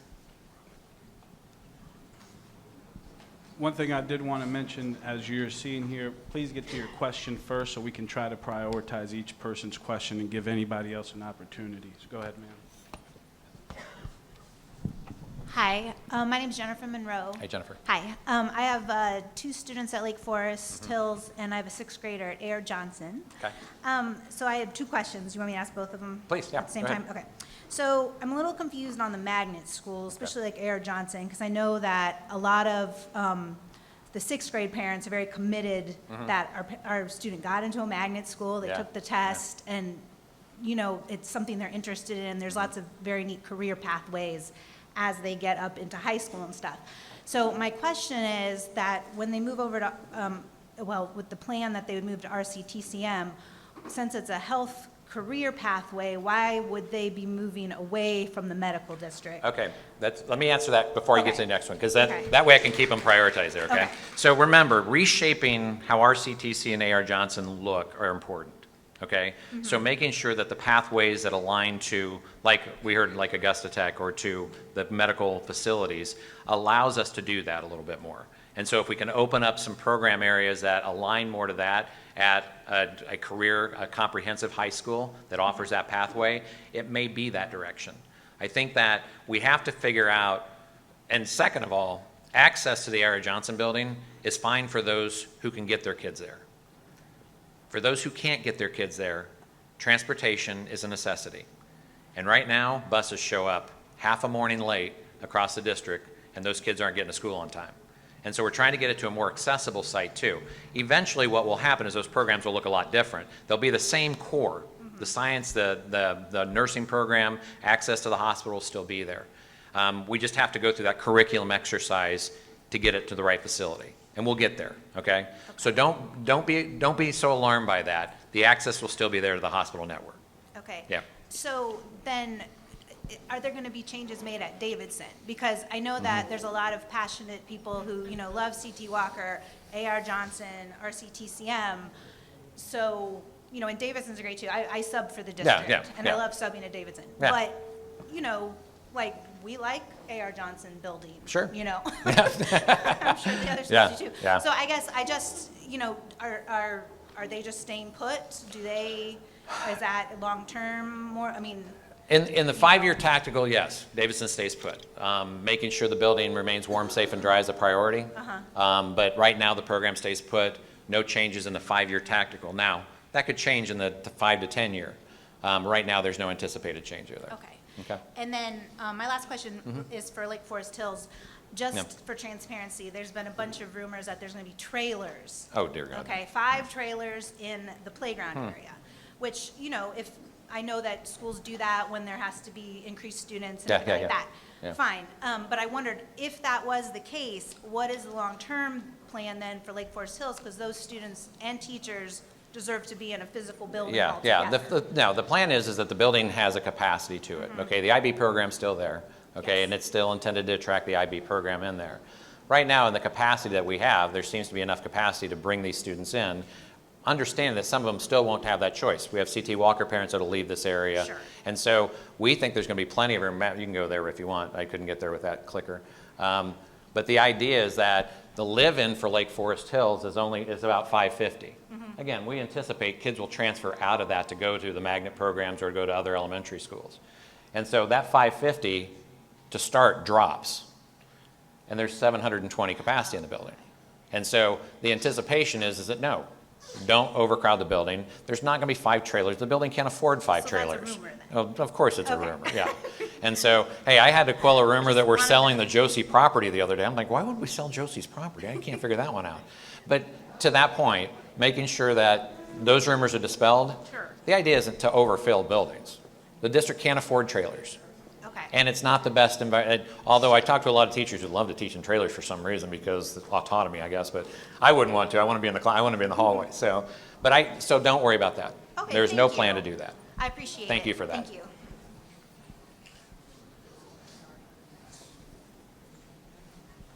Good evening. My name is Sheffy Robinson. Hi, Sheffy. Class of 1999 of Thomas Walter Josie Comprehensive High School. Nice. So while I completely understand what is happening and why, I think we need to address the elephant in the room, and I'll get to my question after this short little Sure, explanation. The elephant in the room is that we don't have enough single-family homes to put families into these schools. We are not, as a city, building the capacity to handle what we have. So here we have a 5-year plan to transform schools. We're going to be doing this again in another 10 years. If we don't fix the problem of where are people going to live. Sure. If I look at Josie High School and the area around it right now, you might have 100 houses where you used to have 5,000. Right. So I understand what has to happen with regard to that, but as a city, what is the city committing to the Board of Education to make sure we have students going forward? Because we can make all of these changes now, but when he's ready Right. for school, where will he go? Right. It'll be a whole other process at that time. So I'm concerned as a parent, I'm concerned as a constituent, I'm concerned as a native of Augusta of what happens to our city, because right now, Grovetown used to be trailer parks and trees. Right. And right now, that's where all of the people have gone that I went to high school with. So what are we doing to fix that? Yeah, so a couple things, you're exactly right. I mean, one of the things about, if I go back to the Jenkins-White thing, so, and you know, I think what the mayor said the other day was the idea of habitable housing for those who are at risk, families at risk, and nowhere to go. So dispersing, first of all, that neighborhood around Jenkins-White. Next year, we anticipate Jenkins-White boundary to maybe have 150 kids in it because the city is leveling that one area. Now, understandable, those houses probably, more livable conditions is what we're after, no question. Now, the other thing I addressed on Saturday morning with that entire group was, yeah, this city, the mayor's office and the school board do need to work together comprehensively on this. They really do, and have that conversation. I know the conversations happen, but are they formal enough, or are we getting to where we need to get to? You know, a lot of times it would start with the mayor and Dr. Bradshaw and then see how the city council and the county commissioners work together with the school board to figure out what that plan is. Because these pockets of growth don't help you. Right. They don't. It needs to be more comprehensive. You do see some reinvestment in the Josie area. You know, the new roads and then that fairly new apartment complex, even though it's 55 and older across, shows some reinvestment into the area. No, sir. But not necessarily the right investment Right. for all of it, for the schools. The other thing is the school district has to be somewhat reactionary sometimes when they make decisions, regardless of what the school board is moving forward to. And so that's the other thing you deal with. The Jenkins-White decision is a direct response to no kid's going to be there to no fault of the school board. And so I think I still think there's always going to be, in that public domain of government, some reaction to another government's action. Now, the idea is how do you get it more coalesced in the city of Augusta and the county of Richmond? And I do think there's a bigger conversation to have there. Now, the other thing is that we have a 5-year plan in front of us. There's nothing else going to go on this 5-year plan. Like if the board moves forward with this, we've identified what we want to do in that 5 years. And the idea is a portfolio then stays in, your resource and your staffing is there to get your programs where they want to be. Because there's nothing we can do about the decline in enrollment from a demographic standpoint. But there is something we can do about students not entering into our school district. And so the first thing when you're in decline of enrollment isn't how you grow enrollment, it's how you stop the decline. Fair. And one way to stop the decline is making sure that when this young man goes to school, that he has all the resources in the building that he deserves. And right now we just can't do that. The district's not doing that. Okay. And so that's the goal. And so in 5 years, and so instead of doing this every August or every April when we come out, we're done with that. There'll be community meetings all through next year, through the next year, through the next year that cover this plan specifically. And we'll keep reinforcing. We'll hold accountable the programs, the staffing, and all that as we go forward in this. That's how we guarantee it. And so we just keep holding the feet to the fire. Every year come out and have these community conversations. And next year the conversation isn't about closure. Next year the conversation's about what are we doing now that we've started to make this alignment to get the right programs in the right buildings. That's when this community needs to be out holding our feet to the fire for that. Understood. Yeah. And last question. From a high school standpoint, we know that high schools are just as important as college when it comes to the camaraderie, the alumni interaction that happens, because of course this is what our community is built on. Is there some way we can get a commitment from the Board of Education to alert the alumni of the shortfalls of these schools so that the community can potentially activate? If money is what you need, money is what you should ask for. Okay, so first and foremost, because we have that plan out there for Glen Hills and Josie out a little bit. So on Wednesday this week, we're going to have a luncheon with the Josie alumni. On Thursday, we've invited the Glen Hills alumni to come and have luncheon with us to start our conversation. Okay, that's the first step. Have the conversation, get them rooted in this. See how we got to our decision-making process. So there's no 5 portables on a site rumor out there. Okay, That's the first conversation. So we're already in that. So this week, we're having that conversation, even though those plans are 4 and 5 years down the road. Okay, Yeah. I'll see you Wednesday. Okay, thanks. Look forward to it.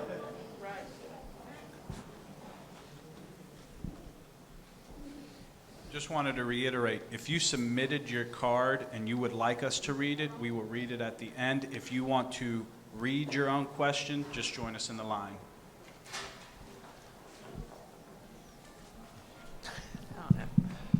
Hey, I'm Stacy Fryer. Hi, I have Stacy. students at C.T. Walker and at A.R. Johnson. Okay. I just want to make sure I'm clarifying on this. The end plan is Josie to no longer be a zone school? It no longer, what I might call a feeder school. Okay. Okay, so they won't have an elementary to a middle to a high school. There'll be a Okay. district-wide comprehensive choice school. But the existing boundary that Josie currently has, well, what we call a ghost boundary, those students will always have a priority into that building to keep it a neighborhood school also for them. Okay. Yeah. So I don't live in that boundary, Yeah. so my child would not be the priority. Well, but there's not enough, I mean, there's going to be enough space for a district-wide career program. Okay. And so there won't be, I don't think there'll be an issue with enrollment there Okay. that comes in. And then my Oh. other question about that is like, the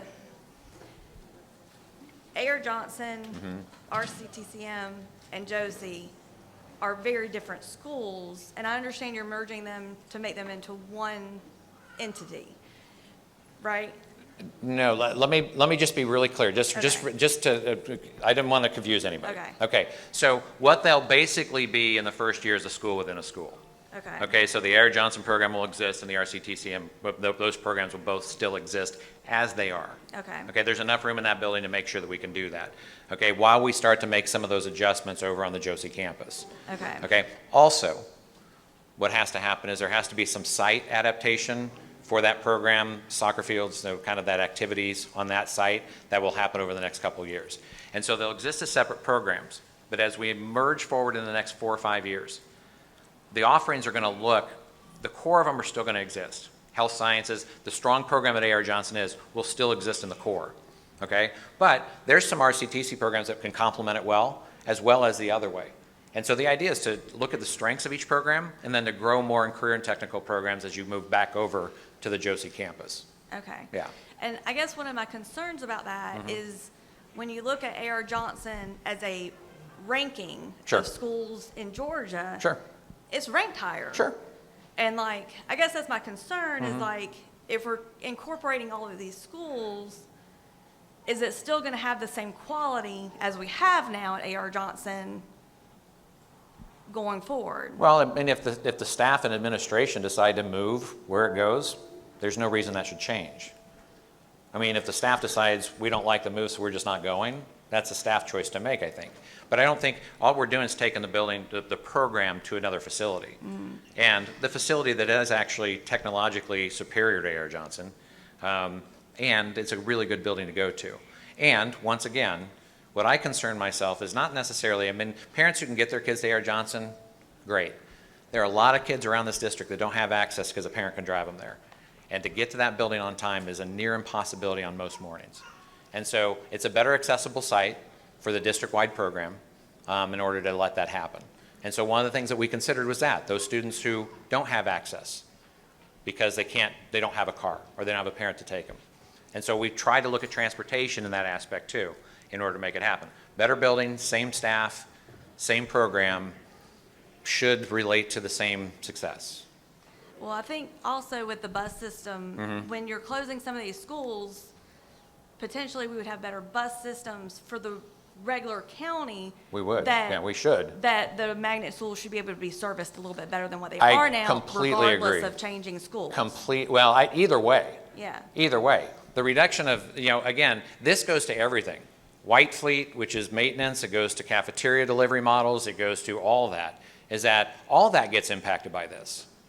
And so regardless if it's stayed at the one building or moved to the other building, transportation would have to improve here. And is A.R. Johnson not working at max capacity? Are getting full Yeah. funded because it's not got the students? 'Cause No, I feel no, like no, A.R. no, no. Johnson So has the remember, students. so the magnet programs have what we call programmatic capacity. They don't have a building capacity necessarily, okay? And so a programmatic capacity means how many staff can I get to the maximum program I can get. That's how magnet programs are offered all over the country.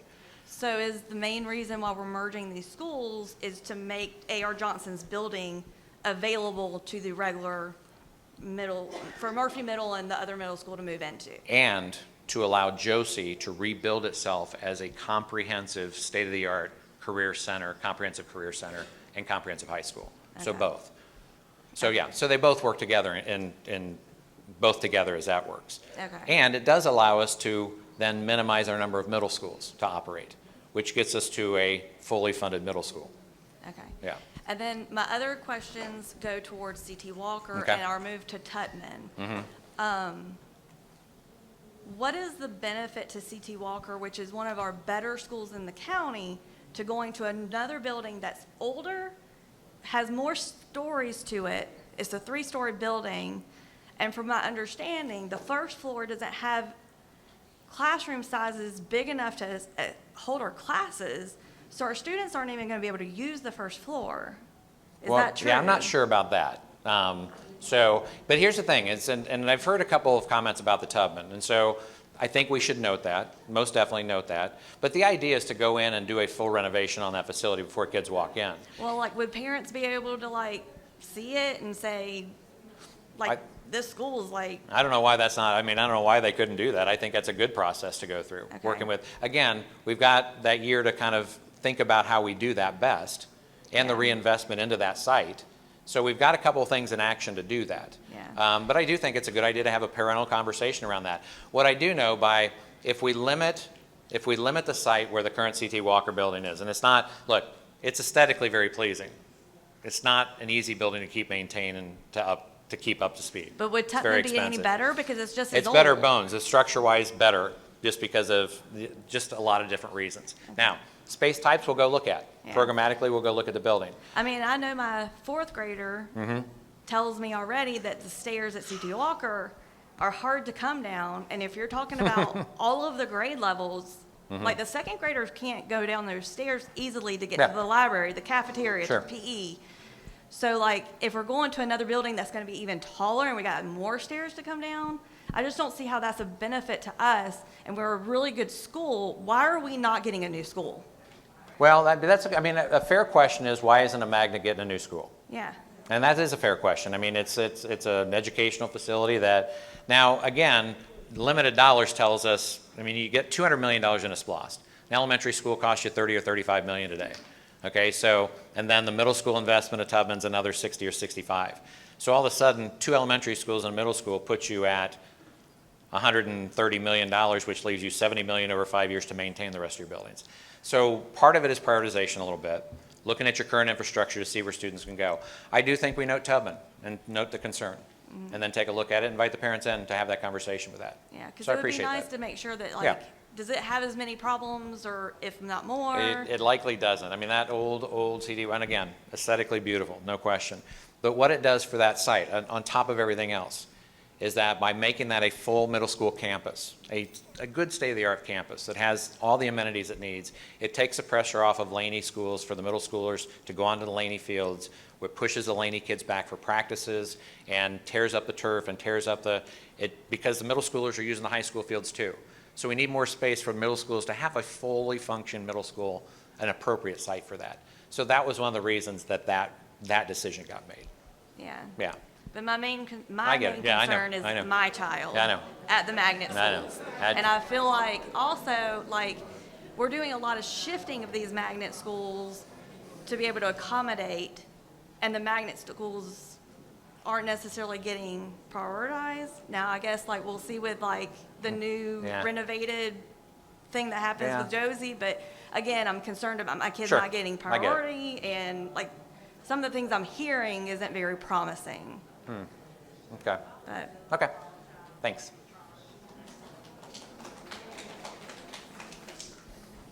Good evening. My name is Yvonne Alford, and I'm a retired educator. My kids went to Richmond County Public Schools.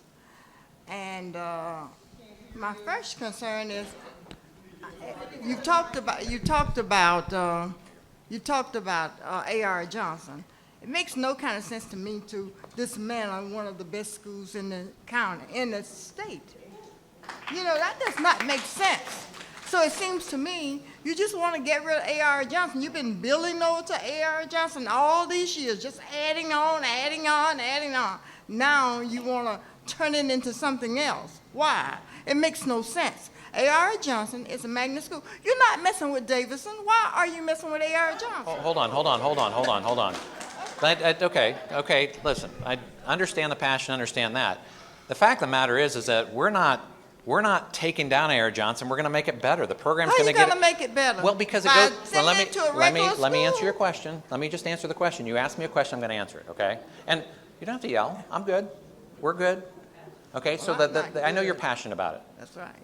But the fact of the matter is that the building that it'll move to has far better spaces than the current A.R. Johnson does. So I just heard a concern from a parent that talked about worse spaces at Tubman, but makes the same argument by keeping them at A.R. Johnson, which is the worst facility. That makes no logic to me. The second thing is that there has to be a comprehensive look at how career offerings and how technical offerings are offered in this district. And part of that affects the magnet program. And eventually, as we get these buildings to where they need to be, Josie needs a reinvestment, and needs reinvestment in state-of-the-art facilities that all students can benefit from. Even current A.R. Johnson students might find an attractive offering that they never would have found at a career offering that currently is in the district at Marion Barnes. And so we're expanding programs for students. To say that we're taking down a program is exactly the opposite of what we've been talking about tonight. And I'll push back on that, because the fact is we are growing A.R. Johnson. We are growing the Career Tech program. We're putting them in better buildings. We're getting better transportation for students who can't get to the buildings. Everything I just said improves program offerings for kids. Why can't they get to A.R. Johnson and they can get to Joseph? Because of the location of the building, simply. It's not that far I apart. know, but it's where the kids are coming from. Because the kids come from the district-wide. They're coming all the way. They're coming from McBean to get there. So they're not just coming from the local area. It's still only They a are. couple of blocks away. But the access to the highway. Where are you from? Well, ma'am, I don't. Well, I mean, really, ma'am, you come in our city, tell I us get what's this one, I better know. for our Yes, city. ma'am. That makes no kind of sense to me. Before we should be having this conversation, you should have come to, the superintendent should have come to the city first. We don't need other people coming in here telling us what's better for our city before we get a chance to look at it. Okay. And there is nothing wrong with A.R. Johnson. You have been I agree. have been building A.R. Johnson. Every year I go down there, there's another addition onto that school. Now, you want to know what I think? I really think that there is a move in this county to get rid of all the black schools. You have not mentioned, you're not going to mess with Davidson. Why? Why not Davidson? Why A.R. Johnson? it's just the larger move isn't just A.R. Johnson. I think that getting focused on just that program takes away from the idea that we could never reinvest into Josie. So the idea is we need to reinvest into Josie because it needs reinvestment. By dismantling A.R. Johnson. No. That makes by no built kind no. of sense. And you're dismantling A.R. Johnson. You're putting Ma'am. part of it over here, and you're going to send. I will continue to push back on And the that. rest of it's going to what? Richmond Academy? I will continue to push back the idea that we're dismantling a program. You're keeping Richmond Academy. You are keeping. And a reinvestment into a high school, a comprehensive high school in the district. Okay. That's a great investment. But you said older school, get rid of the older school. No, It's not older- necessarily. We're still reinvesting into buildings. And it's not that C.T. Walker is just an old building, ma'am. It is a difficult building to keep maintaining. There's just Why? no question. Well, age is part of it, but the way it was built, It's not the as old condition as that it's the been taken others. care of, well, if we could replace them all, we would. No, but we you're, can't. you're leaving all of the old white schools. Hey, Ma'am, this I'm district, sorry. ma'am, this district is it. 75% I don't care. black and white. You are keeping Richmond Academy. You're keeping Tubman. You're keeping Montesana. All those old schools, much older than C.T. Walker. Ma'am, I'm not keeping Tut. Tubman. Tubman. No, Tubman's a black I'm sorry, school. Tubman. Tubman's a black school. That's right. That's another black school you plan to Ma'am, get rid of. the district. We have no, on this hill, I still live in Sand Hill, we will have not a school in this community. All of the schools, you cut down, they've closed down all of the schools in this hill. And Tut is there. and it just built something on Tut. So now you're gonna use it to bring Langford. And So- you've been building so- on Langford for 10 years, and it makes no kind of sense. I mean, I know you're getting paid to do what you do, As you got paid to do what you do. huh? You got paid to do what you did. That's right, but it wasn't to mess with your community. We don't even know where you come from. And I don't think it's fair. That's fine. And I don't think our board should know that before Okay. they go outside looking for something, they ought to look inside. We have a lot of people here who could have done what you were doing, I'm sure, at another, at That's a fine. much better You can just see where the rate. district stands today.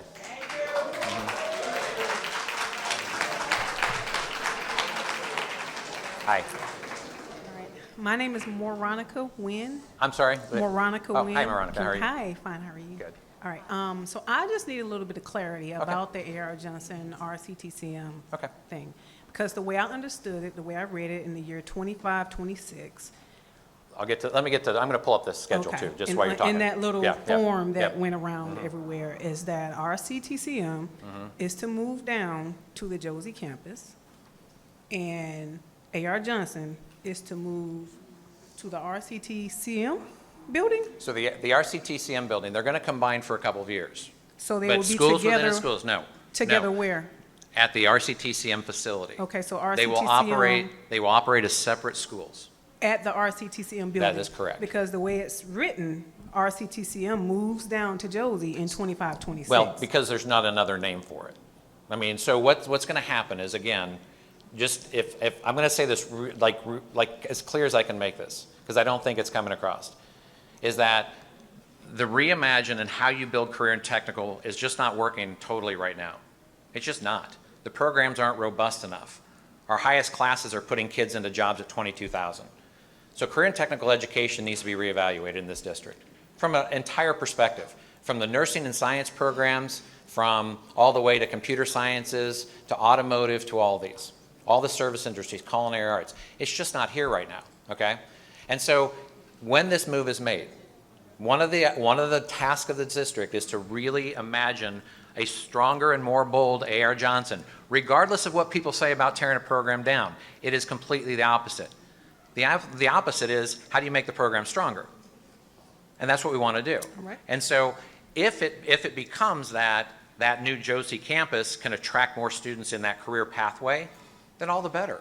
So I'm thinking that, or I'm feeling, it's Sure. not very clear Okay. the way it's written Okay. or the way you're explaining it. That's fair. For people to understand that there will be an RCTCM and an A.R. Johnson by name in the same building. Schools within Is it, schools so it's going to be two schools in one location out at the Augusta Tech facility for the next couple of years. for the yes. next couple of years? Yes. And then they both will combine No, into the, no. into the Josie No, building? no. Okay. One of the programs will always maintain out of the RCTCM campus isn't going away. Okay. Okay? Now, how programs get realigned in there, we got to talk about. Okay, curriculum-wise, how do we make our A.R. Johnson a stronger pathway? That's already a strong program. But how do you do that? Because there are RCTCM programs that can actually kind of blend into it. So how do you make that work? And then how do you make it so there are career pathways in the health sciences at a Josie campus also? You can have both exist So you're still speaking of the Josie campus, at the Josie at campus? the Josie campus. So that'll be So a I think it's comprehensive very- career center. Yeah, it's as if some things are being left out. So when you say comprehensive career center, that means that It's a comprehensive high school. where RCTCM, The bones of RCTCM. will be okay, so there. the bones of them will Yeah, be there. yeah. So that means their bones can't be at the Augusta Tech campus. They can't won't. be They in both won't be. places. They That's what won't I'm be. saying. Yeah. You guys aren't being clear about the fact that something is not going to exist in the next couple of years Well, in these magnet schools. No, you're exactly right. At any good school district changing their programs, there should be stuff that disappears. Okay. Your programs aren't getting you where you need to get to today. Our magnet schools aren't. Well, not just a magnet. Okay, Not- because not- I'm and asking not- about the I'm not magnet picking on schools, magnet, yeah. just a comprehensive So look. I'm asking about the Yeah. magnet school, RCTCM, and A.R. Johnson, and what that's supposed to look like. Stronger programs. Because like I said, the way it's written there, Yeah. They'll in both- 25, yeah. 26, they move, or RCTCM moves to Josie. With more program offerings. So do they or do they not? Do they move to Josie in 2026, RCTCM? Moves downtown on 15th Street? Hear me, hold on a second. The program that exists within RCTC, okay? will move essentially over. But that program may not look the same in 3 years. The idea is to bolden the program, is to add more course offerings, to make sure that there is more choice for students to go to.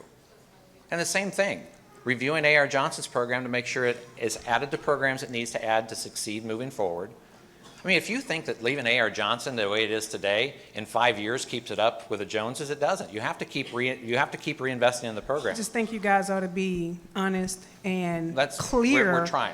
on what the actual plan is, because I've asked Yeah. you the same question a From a couple of curriculum- times and from a- gotten different from a answers. No, I have the curriculum answer I can't give you yet. I can't give you I'm what not exact talking about programs. curriculum. I'm That's- physically that- the school, it is the curriculum with the A.R. school. Johnson will be at the RCTCM campus, And RCTCM will be, over on the Josie now, campus. how does it make sense? Because that's what I Because thought. Wait, what can I'm I ask my saying is that question the though? programs aren't going to look the same. So I'm in the medical field. Right, yeah. Okay? And the medical district is downtown, just like the First Lady asked. You have A.R. Johnson sitting right there in the midst of the medical district, the medical community. You're gonna move it from the medical community and take it all the way out to Augusta Tech. Now, Somebody this is just where told me it's right down the block, so, RCTCM, yeah. oh, no, it's not Well- down, it's on the other side. So So the last lady just said RCTCM different. is close to Yeah. Augusta Tech's campus in this, and we're talking about the technical career part of Augusta Okay. Tech, because the health sciences part of Augusta Tech is actually closer to the medical district, it's in Somerville, okay? So you're gonna take RCTCM, Technical Career Magnet School, off of its campus at the technical college and put it down in closer to the medical district, and take the medical school and put it over in our old building. How is that any type of fairness to, and this In- school was just built In their 7 current to 8 years condition- ago. In their current program condition, it doesn't make sense. It doesn't at all.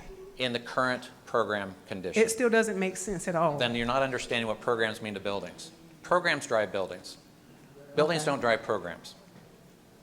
I'm gonna accept what you're saying. Okay, yeah. But I'm just gonna remind you, you're not Yeah. being clear, and there is Okay. no reason, nobody's providing a good reason as to why you would move those technical students from the technical college. Okay. Would they have dual classes right there on their campus for what the school was built for, specs and Okay. all, that's what it was built for. Okay. Now you gotta put them into Josie and build it up to specs technologically for RCTCM, and then put A.R. Johnson out there.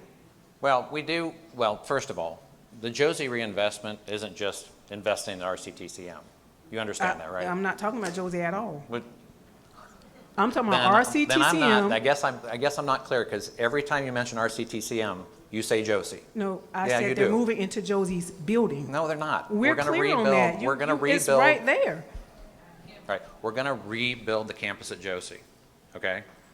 So Josie comes into play here, definitely. RCTCM don't need a new campus, they have a new campus. It was just Josie, built. Josie. RCTCM, we're not talking about Josie, RCTCM. So Josie does need a new campus, and it's a good way But to keep a community. RCTCM don't. So Otherwise- okay. so the way I So hear the pathway- this, is hold on. RCTCM won't Hold on. exist later and Hold on. Josie will? No. All right. This is where I'm going to be clear. Okay. Is that if you don't decide to reinvest into, that you're going to have to go down to 5 high schools in this district. 5. You are not answering the question. I am, because I got to tell you that to keep Josie as an existing high school, And I need that, I'm an alumni. absolutely. But I have a daughter at RCTCM, so I'm asking about that right now. So the next 2 years, she's going to be at the RCTCM program, at the RCTCM campus. Okay, Okay? all right, So that's what I know. okay. Okay? Thanks. And we will be, if I will work the rest of the week to try to make it clear, the language clearer. But thank you for that. I do appreciate it. Yeah. Hi, my name is Maria Powell. Hi, Myrna. I have 2 grandchildren that I have recently taken custody of here at Abraham Mary. Okay. One of my concerns is, because my children have been through a lot of emotional changes, Yeah. leaving the teachers that they love, that I'm looking at over there, their teachers, I know. this is going to be such a hard thing, not just for my children, there's other children just like mine. I'm not the only one in this situation. Yeah. So that's one of my biggest concerns. Sure. Another concern with us combining schools, is this going to cut down on some of these cruddy out-of-school days? Well, So somebody that's an expl- operational question I can't answer, but Somebody explain asynchronous to me. I looked it I up and I can't, went, so. did not know. Yeah, I can't answer that Okay. one. I'm sorry for that one. That's okay. Okay. The biggest concern, again, is the emotional impact to these children. Now, because we had to take the children, we focused our lives and we changed our lives to match their. Sure. So now we're going to disrupt them again. Yeah.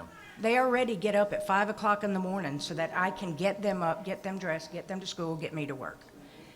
My job's not the important thing. I can Yeah, we work with adjust. that. Yeah. I can adjust that. But I worry about them. My pre-K was looking so forward to going to her sister's teacher Yeah. for kindergarten. So I have to tell her, Evelyn, I'm sorry, we can't do it now. And I understand there's disappointments, and we have to teach our children, you don't get everything you want. Yeah, but But I agree. they've been through so much turmoil and so many disappointments already in their lives. Yeah. So this is a big It is. And look, thing. and I'm going to tell you that doesn't get lost in this conversation. I hope, and again, it might just, it does. It looks like a lot of data, and it does. Here's what I am going to say, is that the receiving teacher is going to be caring, is going to be working their tail off to instruct the child too. And so, I believe that. just like the current teacher they have too. Yeah. And so, we do hear that, okay? And I know I wish I had a better answer for the disruption. I'm afraid in this city that we have a lot of situations here above kind of maybe the national percentage of single, trying to get kids into the right direction, the right housing and all that. So, Right, yeah. so we do hear that, and I do apologize. I mean, all I can say is we're sorry that this has to happen to an individual student to make.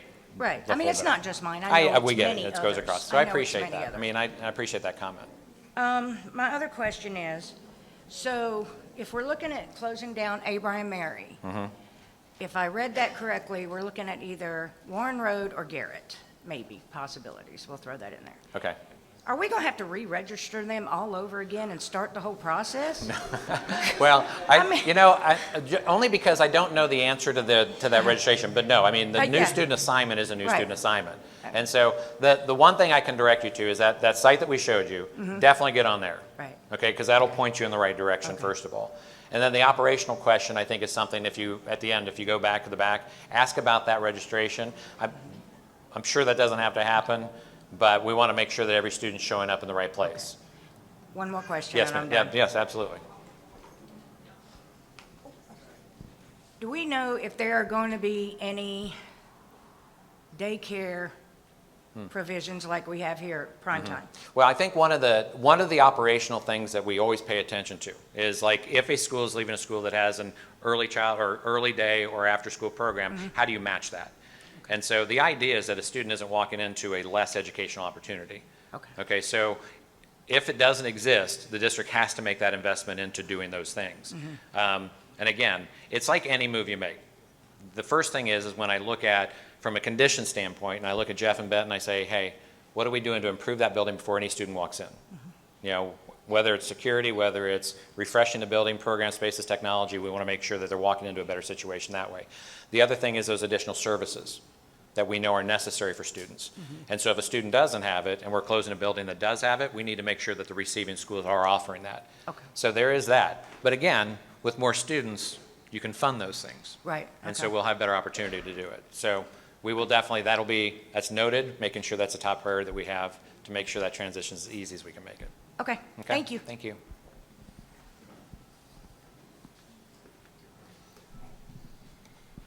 Hi, my name is John Chandler. Hi, John. I'm a new parent here at Abraham Mary. I have two particular questions, one dealing with Josie, one dealing with Abraham Mary. Okay. I'll start with the Josie question. How will all this meet the needs of the special needs students in closed classrooms? Oh, I think that's an excellent question. I mean, I think that, first of all, making sure we have enough resources in the building to make sure that special ed and special needs students are fully funded and the staffing is fully met, you have to get there. Right now, we're spread too thin, way too thin. And the impact of programs like special education who have reduced class sizes and harder to get teachers into the field today become more and more challenging. So I think the first thing is that if that's a Josie question, being able to offer more robust career and technical education programs for life skills is a priority. Right now, it can't be a priority. I mean, we can focus on those who can, or we can focus on those who need assistance to get to where they need to get to. Right now, it's not happening because we can't even get there.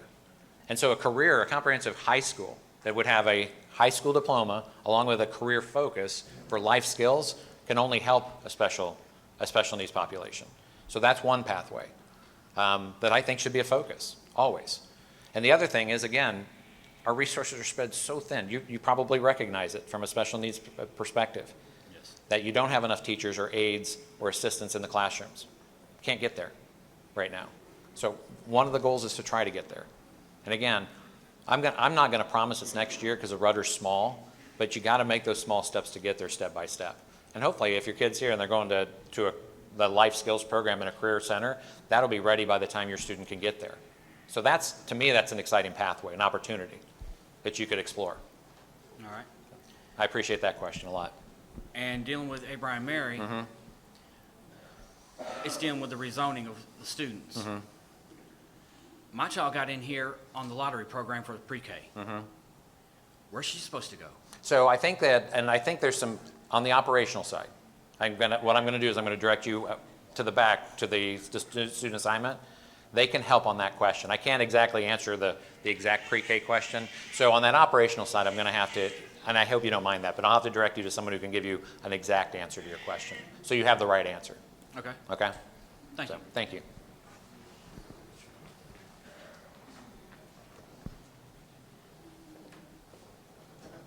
Hi, my name is Ebony Stanley, and I have 2 kids that attend Abraham Mary.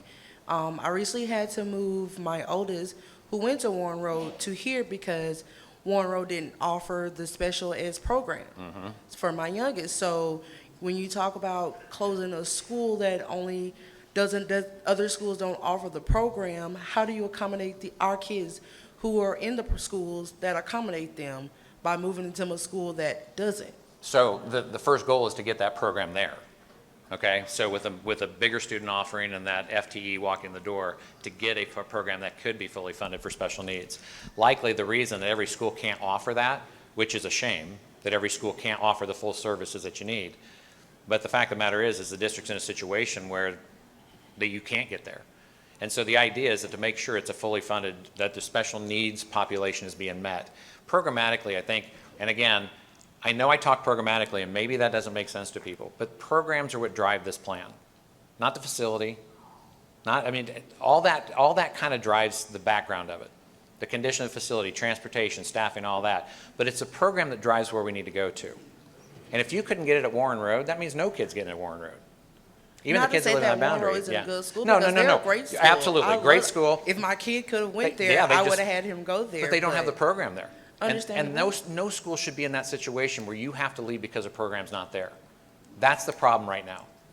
What about the teachers that your kids, not just, like you said, kids grow fond of teachers. Yeah, sure. Especially when they have a passion Sure. for teaching your child and Yeah. making sure that they're going to be able to succeed when they go on. Yeah. What about those teachers? Like you said, not all teachers will be able to go to these schools that our kids can go to. So then therefore, when you have kids like my son, he's very sensory. Sure. So when he grows fond of someone, it's hard for him to adjust to someone else. Sure. And then adjust it to a new surrounding. So I think that in more specialized programs like special ed, it is easier to kind of keep a group together and in response to the entire staff, like the core staff of the first, second, third, and fourth, and fifth grade teachers. When you've got those specialized programs, they're more condensed group. That when you're going to move a program, you move the entire program. And so it's a little easier, and I can't say, again, I'm not the HR person to assign teachers, but I do know when you're working in those specialty groups, like special education teachers that are smaller cohorts of teachers, that it's easier to move those as a whole to try to keep that continuity in place. And look, it may be that if it's Warren Road, it's Warren Road, or if it's Garrett, or if it's like Lake Forest Hills, that you might find yourself in a situation where you, like, even if Warren Road has it, exploring to make sure it's the right program for your child. Because you still have the Lake Forest Hills, you still have Garrett, you still have those choices that you could make. But the idea is get that program over there, to get it fully funded, to make sure that, and to get that cohort to move as much as we can together. And like I said, if it is Warren Road, I wouldn't mind my kids, because like I said, Oh, I love Warren Road. Ms. good Phillips is school. a great Yeah, principal. absolutely. The Yeah. staff is lovely there, Yeah. but it's just like you say, you want to make sure that all students are able to get all the programs that they need, and, you know, and be able to succeed. Yep. And if you close certain schools that don't, you know, that offer these things that other schools don't, like I said, it's a lot, you Yeah. know, and then, like I said, with parents, you're having to find transportation. Like I said, transportation is hard. So then, therefore, you know, you're having to find out how you're going to get your kids to school. Some jobs don't, you know, work with your schedule. Oh, because your kids, you know, have to go to school earlier, or you got to go to school later. You know, they don't, jobs that they'll work with you, they don't. So I think this is the core of the issue, is that I think there's maybe some general sense out there that every student has access to every school building. Because they don't. Bingo. Now, say that a little louder so everybody hears it. They don't. They don't. So if I have to locate programs not at every school building, and you're forced to move to another school building, how's that fair to you? Is that, and that comes to where you were stating that some of the school districts are moving out. Yes, parents move their kids from a school if they're not offering the best for their child. If you got a child that's, you know, very smart and they don't feel like this school is challenging them, of course they're going to move them from that school to a school that does challenge them. To the best of your ability. Exactly. Absolutely. And so this is where I think school districts, public school districts, are regressive. And what I mean by regressive is exactly this, is that they want to offer everything to everybody, to be so spread thin that you can't offer everything to everybody. And all of a sudden, the only choice in a district that people think they have is to go to the magnet program. Now, if your neighborhood schools don't have the programs and don't have the things that you need as a parent, that don't make you have to drive somewhere else, and your school isn't a choice, there's no choice in this district. There's no choice at all. If the neighborhood school isn't a choice, there's no choice. Because it negates the whole premise of choice. And so to say that you can't get a special education program in your backyard means you don't get choice. That's a problem. That is the core of this issue. And so until every school can be a choice, because we have all the programs, including special needs, including art, music, liberal art, full liberal arts education, we're not there. So you've exactly made the point. Is that choice has been taken out of your hands. Exactly, because the schools that my son would be zoned for, Yeah. like Jenkins White, you're closing that. But I didn't like Jenkins White for him because my son didn't feel comfortable. Well, and if there's- my yeah. kid doesn't feel comfortable, I don't feel comfortable. You're So gonna do why your would I best. want to send my kids to a school that I don't feel comfortable I would in? agree. So it's like, you know, like I said, I love Abraham. My oldest is new here, but my youngest, he's been here. Yeah. But like I said, he attended Warren Road, loved it. Yeah. You know, like I said, if they offered a program, my youngest will. But it's just, I just want to make sure that, like I said, not only my child, other parents' kids, you know, who have special needs, you know, can get the same thing that other kids get, you know, like the different magnet schools and things like that. Want to make sure that everyone has the same opportunity. Absolutely. I appreciate that. Thank you.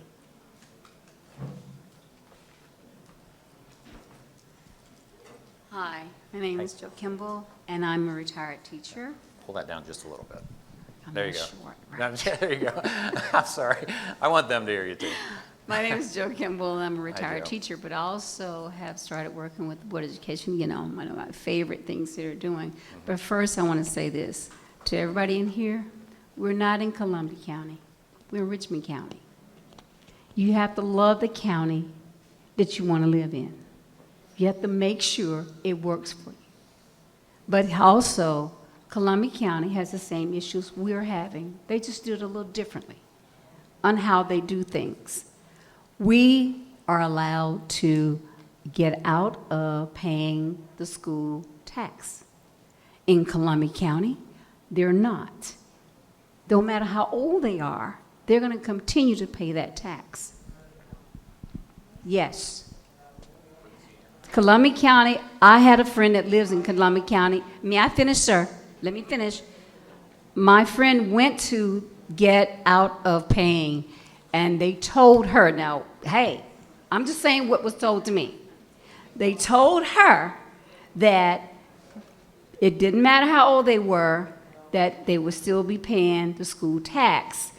I can only tell you, now, if I want that person to come here, I would ask them to come to our meeting tomorrow and say that, because I called and I asked her, I said, what do you pay for school tax in Columbia County? And she told me how much it was, okay? Now, I don't know what you're paying, but I know what she's paying, okay? You may have gotten something that she don't know about, okay? But but he's, look, my mama told me, said, when somebody talking to you, talk to them. Right, I do apologize, sir, but this young gentleman over there was saying he doesn't. So I'm just kind of reiterating, okay? All right, so this is how long the line is. Okay, I'll hurry up. So okay. the point is, the point I'm making is that if you're willing for that tax increase, this can be done the way you want it. But however, I'm gonna be an advocate on the other way. I was at Tubman Middle School before it closed and they renovated. Okay, so the school was very old, had a lot of issues going on, things like that. My question is for C.T. Walker. It has historical precedence, and we always focus in what the person did for the community, inferior, whatever, okay, same thing. But I'm also a product of the Richmond County school systems as far as that concerned. I'm also concerned with A.R. Johnson. A.R. Johnson, I live on the street on Laney Walker. I watch what they do with A.R. Johnson. It has come a long way. Believe me. But what you don't know, and I don't think anybody realized, some of our best doctors here in Augusta came from A.R. Johnson. My daughter went to A.R. Johnson. She has climbed every ladder that she's been on, and she doesn't even live here. She lives in Florida. But the point I'm making is what you put in your schools, what you get out. But at the bottom line, I feel that A.R. Johnson should not be moved. If you've been renovating this building and the magnet program has no enrollment issues, okay, why move that school way to TCM, which was specifically, and I know the lady asked you already that, specifically designed and set up for Augusta Tech TCM was, okay? And I understand that, you know, TCM is supposed to be, it's going to be a high, I can't remember the word, what's the word, high tech. Yeah, I mean, Yeah. comprehensive, Comprehensive, right. as close as we can get. Yeah. Right. Yeah. So I'm trying to figure out why is it that Murphy cannot be moved to Hornsby, which has utilization lower, versus having it come to A.R. Johnson. To why cannot C.T. Walker be renovated that, and I know that it can be renovated, but give me a minute. Everything can be renovated. Everything can be renovated. I know Tubman was, I was there. Yeah. And I can tell you what's about Tubman, pretty much people talking about what was what. Yeah. But they did a lot of stuff for Tubman. Right. Why not C.T. Walker? Okay. Why do you have to move that? And as far as sharing the field, why not? Well, I don't disagree with sharing the field until you talk to the coach. Then he comes and steps at the microphone and tells me why do I have to share my field. But we hear that. We'll have some discussion. And one of the reasons we're out here is to hear that. So we'll talk more about this A.R. Johnson, get the message a little clear, see what we got to do to make it clear, and how we make sure that people don't see that as taking the program down. Okay, so we hear that, and I appreciate you coming up and giving that too, from that perspective. C.T. Walker, look, I think you do have some again, historical, whatever it is. I mean, I think that what I do want to be sure of, if names are an issue, and they might be, and that's probably not what you were addressing, but the idea is to make sure the names survive. That even if it were to move, it'd be the C.T. Walker program. It's something. But, It and wouldn't be maybe the it same. does, maybe it doesn't. No, yeah. it And wouldn't be so, the same. Just want to be sure. Understand what I'm saying? Yeah. It would not be the same. Okay. Okay. If I Yeah. took Tubman Right. and moved it, no, if I took Richmond and moved it, it Okay. wouldn't be the same. Yeah. You would have all hell and Hades come down. Sure. So okay. I'm gonna, give me a second, No, I'm I'm gonna sorry. let you, Oh, okay. I'm sorry. So in comparison, it is very, very personal. Okay. Okay? I was one of the first class when they did the actual integrating in the school system. And I know what the zoning was done. Yep. I know all of that. I don't want to go into that because that's not where we're at. That's going to help me right now because I would have to talk to my board members about that. Okay? So the rezonings and all this other stuff that's going on with the size of the schools, yes. But some schools are bypassed that had that capacity. Yeah. Well. Okay? Yep. And those schools are not getting those students to finish filling it up because it'll cause some other problems. But to be honest with you, I like all new things, Sure. but I want some old things fixed too. I know. So do we. Well, first of all, I'm not going to disagree with you. I don't think you just tear down to tear down. I think our landfills are too full anyway. I think that you just don't do that, right? I do think there is an equation you go through on a building, and unfortunately, this is part of the business of building, is that at some point, reinvestment into a building to maintain it becomes very cost prohibitive. Now, maybe that's a C.T. Walker, maybe it's something else, maybe it's something else. But that is something that you just have to explore. And to say that you can renovate it, you're right. You can renovate anything. Absolutely, you could renovate anything. I look at our mills every day. At Yeah. what point are you Yeah. spending more money on that building than you are being able to reinvest in the buildings that you need forward? Okay, but we're going to spend money anyway. Well, you have to anyway. Right, we're going to spend money Yeah. anyway. So if in, let me answer that just from a facilities perspective. So if I can put, let's just make up a number. If I can put 10 million into a building there that would last 15 years, or if I could put 20 million into a building that lasts 50, what would you do? Well, you know what you would do. You would invest for the longer term for the benefit of the taxpayer. Because you're right. That's the goal. That is That's the the goal. goal, To get but- all the facilities yeah. to that. And Yeah. so, again, the idea, you've reinforced the idea that we already invest in the facilities. So any question about why we take down buildings and build buildings is exactly what you just said. Right. You have to reinvest. So Walker has a new part Okay. that was added. Yeah. Laney High School's old field Right. was taken as part of that Over there. renovation. Yeah. Okay, to make sure that they were given the playground and things like that.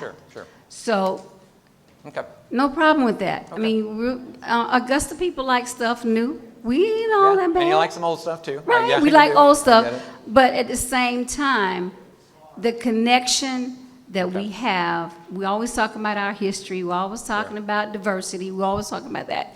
Where does that come into play with some of the new things that we're doing? Sure. And you know, and they say out of sight, out of mind. Some people don't even know that. Right. So I do think there are, in the considerations of how to move the district in the future, some of those planned unit developments, you're right, there are bastions left of desegregation boundaries that should have never been there, okay? So there are, in this plan, some of those planned unit developments are intended intentionally to break up those patterns of hyper-poverty. And that's what's happened, is that you have kindergarten through 12th grade that are 100% free and reduced lunch, where other feeder patterns have 60%. And so if we continue that pathway, the answer isn't just keep throwing more money at it, because that doesn't work. The idea is, how do you make sure that you keep diverse schools, but diversity also has to be focused on some socioeconomic diversity. And if it's related to color, it can be. And a lot of times in the South, it is related to that. But if we can start to break up these kind of hyper-poverty tracks that are old bastions of desegregation, then we should move in that direction. Now, the problem that we have is that that means change. That means the history. That means that. So if I can move away from it and create less of that kind of hyper poverty pathway, but it upsets some people because of their legacy and tradition, I choose that route. I choose the idea that kids can be in more diverse schools, and they should be. And so legacy and tradition has its place, but they don't stand above the children of today. No, they don't, but a legacy is important It as is, well. and we recognize, and we do history recognize as well, and some of the Absolutely. things that came in with the information that's not given to the community, So- because it's not just black and white, Yeah, I know. okay? Oh, I know. So, And it's that's not. the It's, thing. it is those who have and those who don't. The last question. Yes. Mhm. Okay. What happens if suddenly there's an increase to go downtown instead of out? What happens now? Just kind of work with me here. We got this plan, let's say 2020, on the edge of 27, 28, all of a sudden there's a big swoon boom and they're back downtown. What are we going to do? We're going to build schools, make them, what are we going to do? Well, as much as I'd like to deal in hypotheticals, hold on.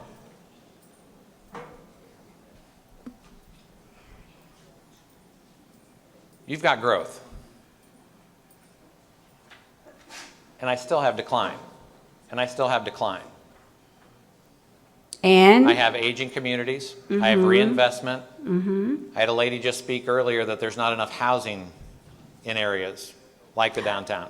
That's because they moved them all out that way. And so the school district has to, that's not on the school district, unfortunately. Yeah. Now, Right. Now, again, I think that can happen in anywhere. But the fact of the matter is there's no planned unit development. There's no data that supports it right now. Just none. And so if it does happen, it ain't happening in 5 years. The question was, I said, on the edge of 27, 28, there is a boom that surged. And we know anything is possible, probable. What plan is going to be in place if it's all flown downtown? So the great news Coming is, back this way. That's going to be, Yeah, the great news is an expanded Josie campus. That's one. ARC is fully renovated, going to be fully renovated with capacity there. So we've got enough capacity. Again, some of these buildings still have capacity in them that we're leaving alone. We're not getting the buildings to 1,500 and 1,600 students, which some of these buildings can hold. So there's still room to hold kids. So we're not taking the district to bare minimum, not even close. Again, bare minimum would be closing 3 high schools, and we're not going there. Okay. And I think we do have room to do it. Look, I hope that happens, but it's going to take something other than reacting. It's going to take some proactive things to get there. Right. So that's why I was asking the I'm with question you. of the audience. Are Yeah. you willing to have the tax increase? And so I think that's a question that the board will always wrestle with their community and what the community does too. So, yeah, there's several questions to answer on that funding front for sure. So I appreciate it. I know. You and I need to talk. Yeah, we'll talk. I'm glad to talk to you. Thank you. Just want to let you know, we are not taking this lightly. We're committed to stay as long as you'd like us to. We are approaching the 3rd hour. If you would like to ask your question personally, I'll ask you to go ahead and get in line. And then if not, I'll stand behind the last person so then we can read out the questions that folks wanted to leave that didn't want to come up to the microphone. My name is Janice Ramirez. I have children at Davidson and C.T. Walker. But I have a question that's more specific to the wonderful folks who have their children at A.R. Johnson. I noticed that if you look around Richmond County, you see in front of the schools, there's always a sign that says Augusta University Partner School. So Augusta University has partnered with Richmond County to place their student teachers in the schools, if that makes sense. I'm sure that happens. So I want to make sure, and similar to what has happened at Augusta Tech, Augusta Tech has made space for the students of Richmond County. There's a school there that can take classes on the campus. I want to find out if Richmond County has sat down and had a conversation with Augusta University to see if we could build a campus on their campus or host the students, the A.R. Johnson students at that campus so that they have access to the medical district? Okay, so there's probably somewhere in the room from the curriculum side that probably does talk about that relationship with them to ensure that happens. I do think that's a great idea. I think high school districts are working with college districts to share space all over the country, and I think it's a great idea.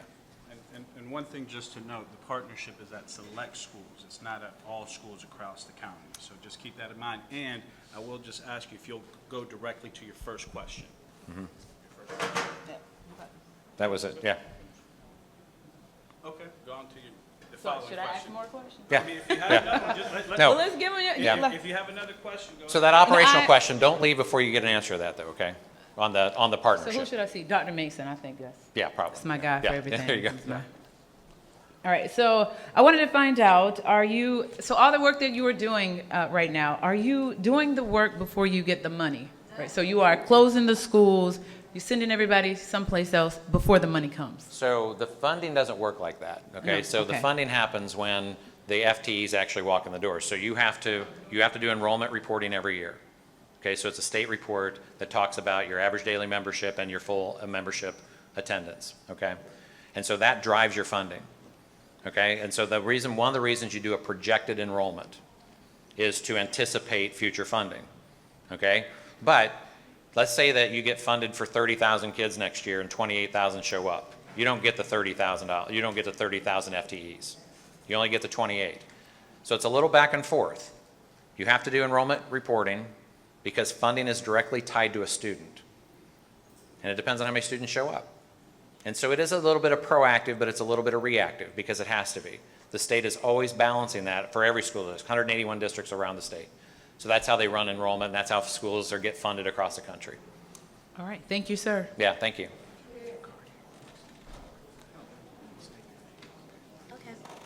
Hi, my name is Kayla. Hi, Ooh, Kayla. that's loud.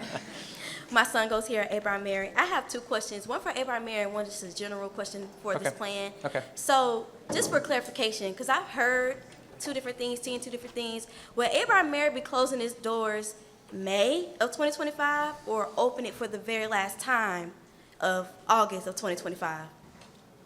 So Mary's this Yes, this school year, Mhm. 24-25. Okay, so the end will be May. Correct. For this proposed plan. Yes. Okay, my next question, this will probably be more of an operations question. Okay. So the start of this plan, to my understanding, was seeing that Richmond County scored low, right? So that solution was to consolidate plans. What other solutions are being discussed with helping increase test scores? I know they won't answer that right now, other than put them in bigger buildings, other than resources. Are there any other plans? Because I'm pretty sure not just lack of resources in old buildings are the reasons why the test scores are low. Because I sub at Pine Hill. I've Sure. been there almost 3 weeks now. And I hear you saying that Pine Hill is being combined with, what other Spirit school? Creek. Spirit Creek. Part of it, yeah. I have. Okay, and I know you said combining these schools, they'll have, more science labs for more hands-on experience. But from what I'm seeing, they're on their computers the whole day. So I'm asking, how does this Yeah. increase test scores? You just combining them to be on computers all day long Yeah. more? It just makes no sense to me. So I would tend to agree from an educational standpoint and operational standpoint. I can't tell you how the school operates on a day-to-day basis. Okay. But what I can tell you, again, is that the idea is that if you can get enough dollars that walk in the door with that funding question you just asked, that I can increase. The other part is if you can get your buildings to where you need to get to, if you can get the programs in there, attracting teachers is a lot easier and maintaining that. Now, the operational behavior in a school, unless the building is just falling down on you, the operational issue doesn't have a lot to do with, so I can't, look, I've told the district this from the day I walked in, I tell every district this in, is that I can put the buildings in any place you want, but you give me one bad principal, and that can ruin the entire plan. I don't know how facilities impacts the hiring of a principal, other than if it's a great facility that has all the programs and is fully funded and they got a good budget, you attract a good principal. So I think that leadership has a lot to do, and I think there's a lot of great leaders in this district from the principal standpoint. I do. Now, different curricular delivery models, I can't control that. I can just give you the buildings to get there. But I think it's a fair question to keep asking from a program standpoint. Yeah, that So I was my only appreciate that. question. Like, if Well, we're and you're in there, you focused on see it. raising higher test scores, Yeah. we need to do more than worry about these buildings. Well, and I don't think it's all facilities. the real answer is it's not only in facilities. And that's the truth. Yeah, that's all I Yeah, wanted to get out. it's not only in facilities. Agreed, yeah. Yep. Good afternoon. Hi. Just unless there's any objection, this will be the last person asking a question in person, and then we'll go on to the reading comprehension. Good afternoon. My name's Alicia Rucker. I have a child at C.T. Walker Magnet School. Okay. I'm also a substitute teacher in the region as well, in the area, and I do a lot of volunteering at our school. Sure. You know, when I first looked over all of these presentations and the PowerPoints, you know, you keep saying it's all about the program, it's not about the building. Well, C.T. Walker has a nationally known program, and yet you only mentioned us in parentheses. It's a slap in the face to the teachers, to the administrators, to the parents, and all the students who work hard at getting us known that way. Not intentional, we'll fix it. And as well, yeah, maybe not intentionally, but it tells me it wasn't thought through. So, and even as we're asking these questions, you're saying, okay, well, the numbers support, but you haven't presented us with any numbers. There's a cost to demolition.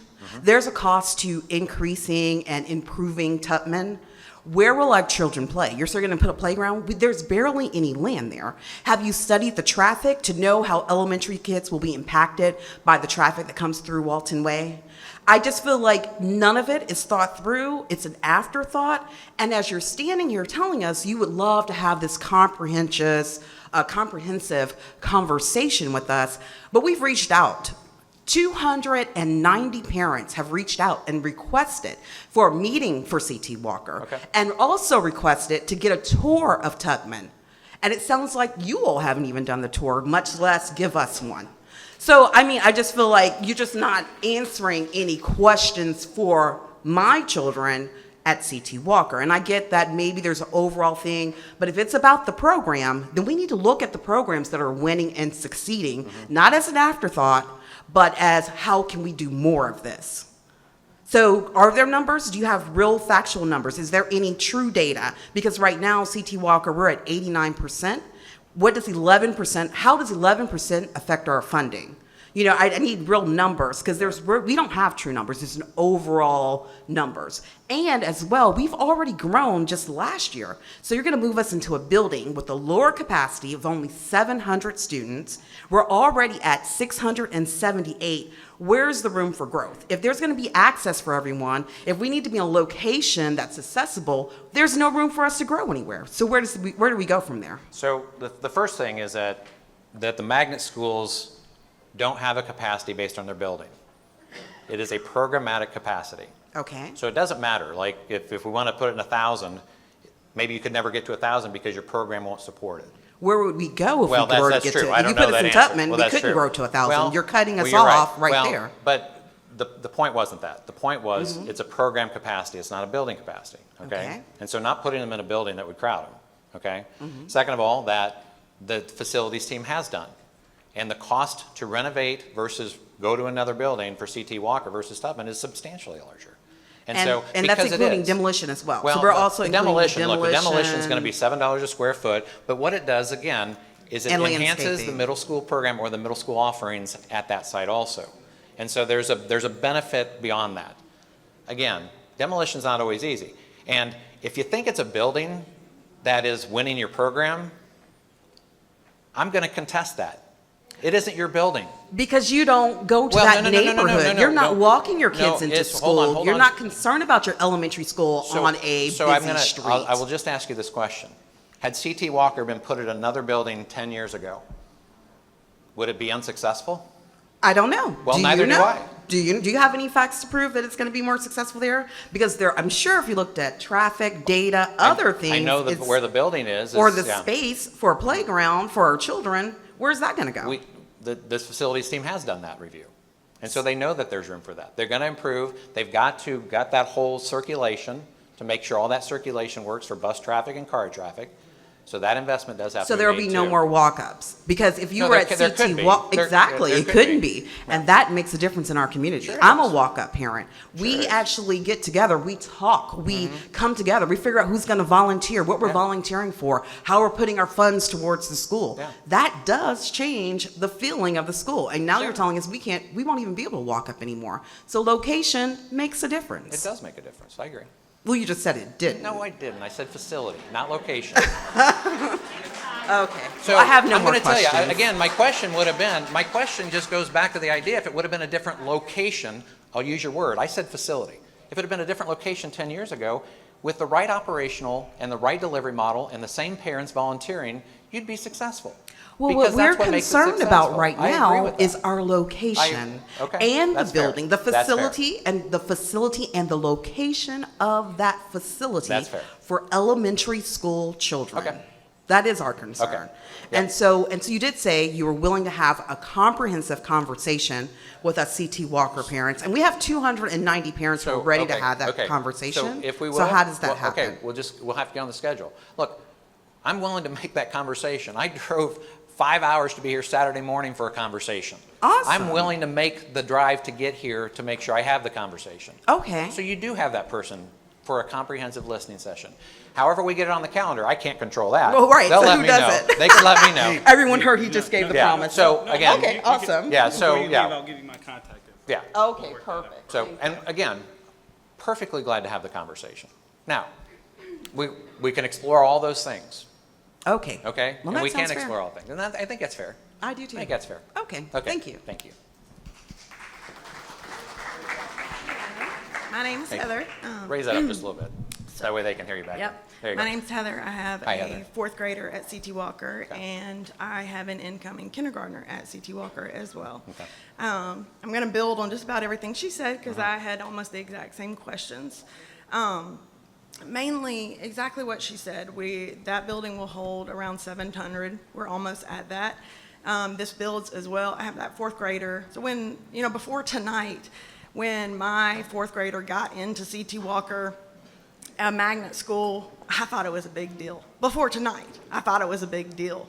This all seems like it's not really that big a deal to go to a magnet school because we got that one line in a parentheses, and it was to demolish our building. And then we're moving to an older building where we're going to be smaller because that now will affect enrollment, which just last year we went from kindergarten to 8th grade so that we could up enrollment, and now we're going backwards again. And so that also affects my fourth grader going to possibly Johnson, where you're going to smush them together at Johnson and TCM. Is that going to affect enrollment for both of them for people applying to get into those schools? So first of all, there's enough capacity at that building for both programs. So it's not smushed in there, okay? So we're going to keep looking at this Tubman thing, but that's not the intent at the other campus. Okay. So, but putting those two in the same building in order to achieve a bigger goal on a bigger campus is, people move around. I mean, I think that, okay, the only thing I can do, apologize for putting that in parentheses around there. That is not intentional to do that. It was to show the bigger picture for that campus. And so it wasn't intentional. So I do apologize for that, and we'll clear that up. And so I appreciate you bringing it to us. The second thing is we'll look at that capacity to make sure, because we think we wouldn't have made a move to shrink the enrollment. It's a programmatic capacity that you want to maintain. Look, the magnet programs are a successful pathway in this district. The question is why isn't every school a successful pathway? That's the question. And so I know that doesn't matter to you in your kindergarten and first grade because you got to focus. You got your kids. You want to get them to succeed. All that. Right. But from the entire perspective of this, and again, I think that this is the right way to do this, to have this conversation between you and me and this community, is to understand that as much as we could impact a kid, we got other 28,000 we're trying to serve in this. And so I hear this Tubman thing, we'll review it, and if we got to get a conversation, we'll get the conversation into your community. I appreciate that. So the R. Johnson for the next couple of years, they can exist and coexist in the same building. We think there's plenty of room there for that, okay? I guess we're just going to have a larger conversation about what it looks like then in 28, 29, or 27, 28. And I think that's a fair conversation to have too. Again, the good news is that we're not making the move next year. The idea is you're going to think through this from a curriculum programmatic standpoint, make sure there's access to the hospitals, make sure there's access to the technical college. You're going to make sure all that's in place. It's not intended to harm that. And so that'd be, I mean, for a district to try to that, and look, again, in 5 years, both those programs are going to be better. They're both going to be better. with this, they could be extremely better. But with it also, the neighborhood schools can be better. And I want for both, much as you do. So we'll pay attention. We'll directly pay attention to that Tubman site. I promise you that, to make sure that that's not happening. Okay? And then we'll get this message clear on the A.R. Johnson for your families too, because I know there's a lot that are going through that pathway. Right. And so we're hearing that tonight. And again, if they didn't want to hear it, we wouldn't be here. Yeah. I think that's one thing. I mean, I mean, you know, I do feel bad to show up to this meeting when this school is closing, Yeah. and these families matter to this school Yeah. as well, and Don't feel we're bad. overtaking it. Yeah. But half of these questions have been about the magnet Yeah. school, and there wasn't a meeting directed toward the magnet schools Okay. at all. Okay. And so that's a big issue. Okay, that's fair. And part of it was, and just to tell you just logistics, not that it's, and I'm not excusing out of this, one of the things that we set up these meetings for is these immediate moves for next year, knowing that we would have conversations beyond that for those years beyond that we're not doing anything next year too. And so I think that's part of it. And so intentionally, we wanted to be sure that we got these in for those May closings in this week to make sure that HR has to make some decisions very quickly. And so we wanted to focus on the next year action and then walk into the communities for the 26, 27, or 25, 26, 26, 27 years. I guess that's another question Yeah. too, is if you want to close this school by next year, so when do you make that decision on this proposed plan that affects the next 10 years? Yeah, so the if board- you're yeah. going to decide on this school, Yep. then doesn't that mean you basically decide on the whole plan? No, that's not. I mean, they all 'cause kind it's a of tie domino together effect. a little bit, but not all the way, because they all do have a domino impact. Right. Okay, but in this case, where this impacts those elementary feeders, they're going into 2 middle schools. Technically, they're geographic feeders that are going to be at the capacity they need in state-of-the-art buildings, Bel Air and the new Langford. And so the idea is that you're building up over the next 10 years, but we're already going to have the capacity for these kids. So you're right, there is a domino impact to this. The decision, the board is meeting next Tuesday to review this. But the idea is that at some point, HR has to make a decision based on the board recommendation, okay?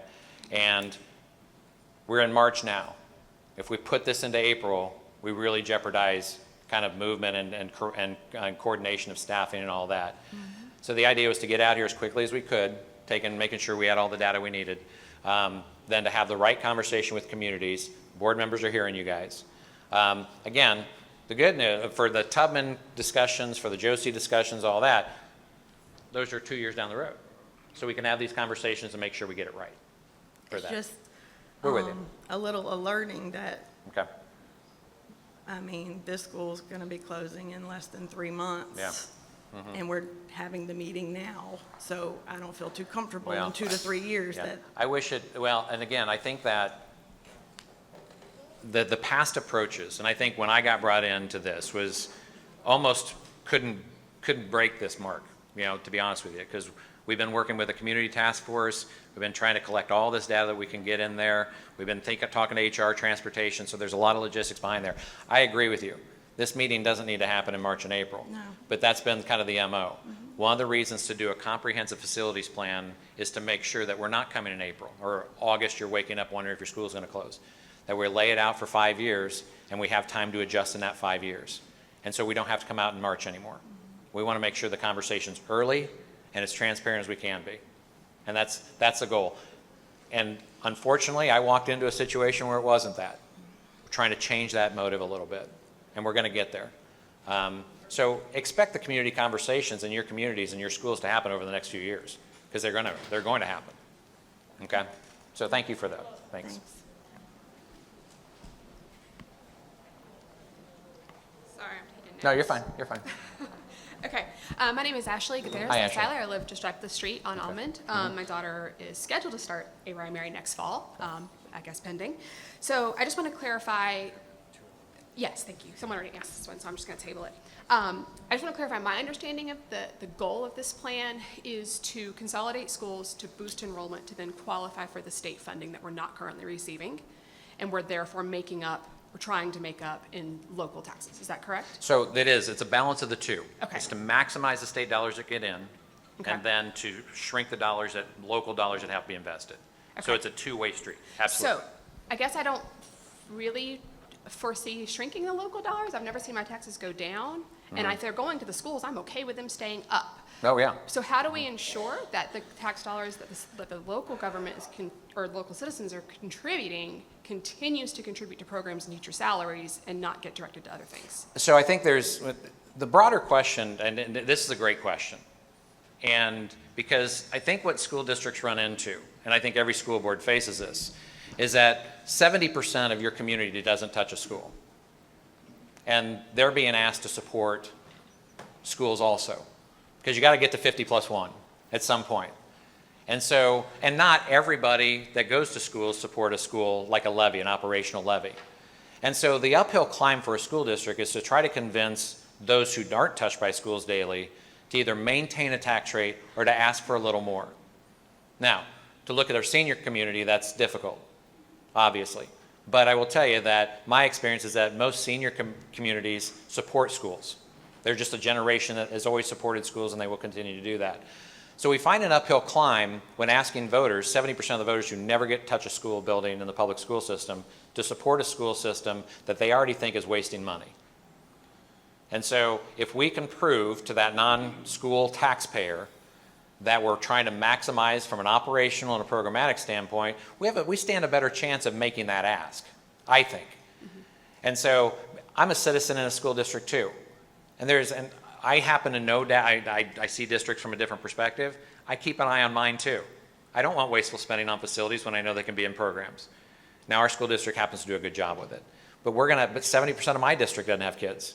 And we're asking for more and more. They're going to ask for an operating levy next fall. And I'm trying to figure out how we're going to pass it. Because we're in the same situation, declining student or level student enrollment, but rapid population. So I think the question is a great question.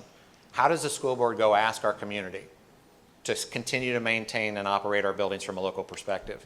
The question isn't just going to a school community. It's going to those who don't have kids in school and trying to get their answers too. And 70% will look at this and say it's inefficient from an outside perspective. They don't have that emotional attachment anymore to that, whatever it is. And so they get disconnected a little bit. So I think that's the question for the school board, is when can you make an ask? And when's the appropriate time to do it? And part of it is get your house in order. And I'm not saying that to the board necessarily, but we got to get our house in order a little bit and then make the ask to those who don't come here every day. I appreciate it. Thank you very much. That's a great question. Hi, my name is Veronica Bogans. Hi, Veronica. And I have a granddaughter here, and I'm awfully saddened that as good as Abraham Mary looks and the staff, this school is closing.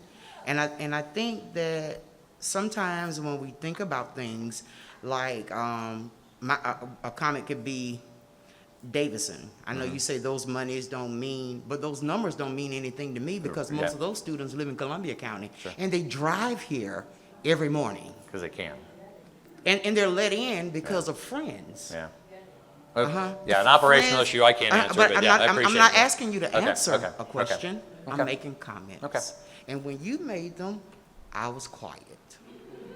So then what gets me is that it's always something.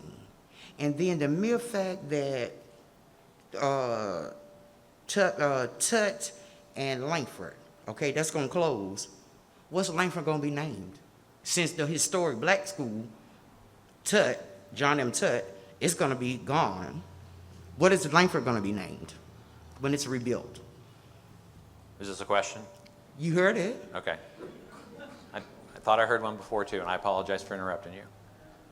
So the answer is that there has to be a decision made on the naming of buildings. And the intent isn't to get rid of the historic names that exist on buildings. And so if there has to be a renaming of a building or restructuring how that's named, then so be it. Right. I don't know. That's historical relevance matters when that. And so it's okay the new building can still be named Tut Langford if it wants to be.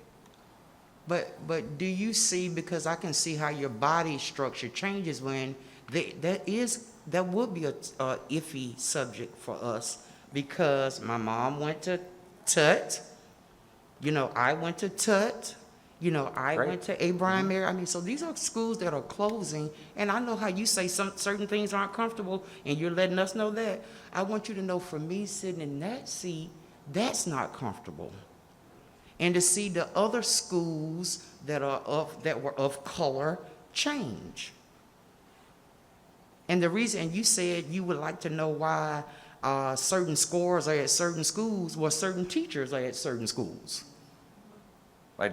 I'm not sure I asked about scores. Meaning, why is Davidson scores so high? Because you got the cream of the crop over there. Now, there are good teachers everywhere else too, but they don't have to put up with what the people in the other schools have to put up with. You get what I'm saying? Yeah, the Maybe. people at Davidson don't have to put up with the people, what they had to put up at Glen Hills and Butler, because see, it's different, because it's almost like they relax. They come to school in flip-flops. But the other teachers are just learning. They have to teach, they have to redirect, they have to give pencils, they have to give paper. It's so much more that they have to do in a day's time, where in the other schools don't. These poor teachers wore out.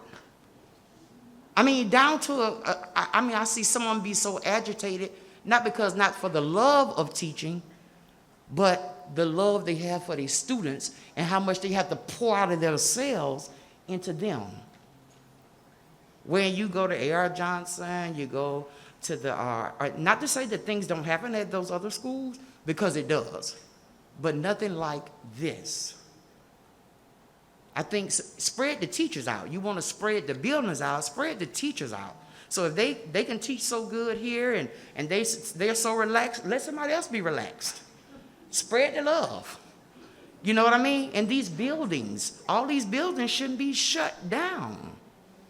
Because I'm curious, as the man who first got up said, they just finding out, meaning the board members, they just finding this out just like we are.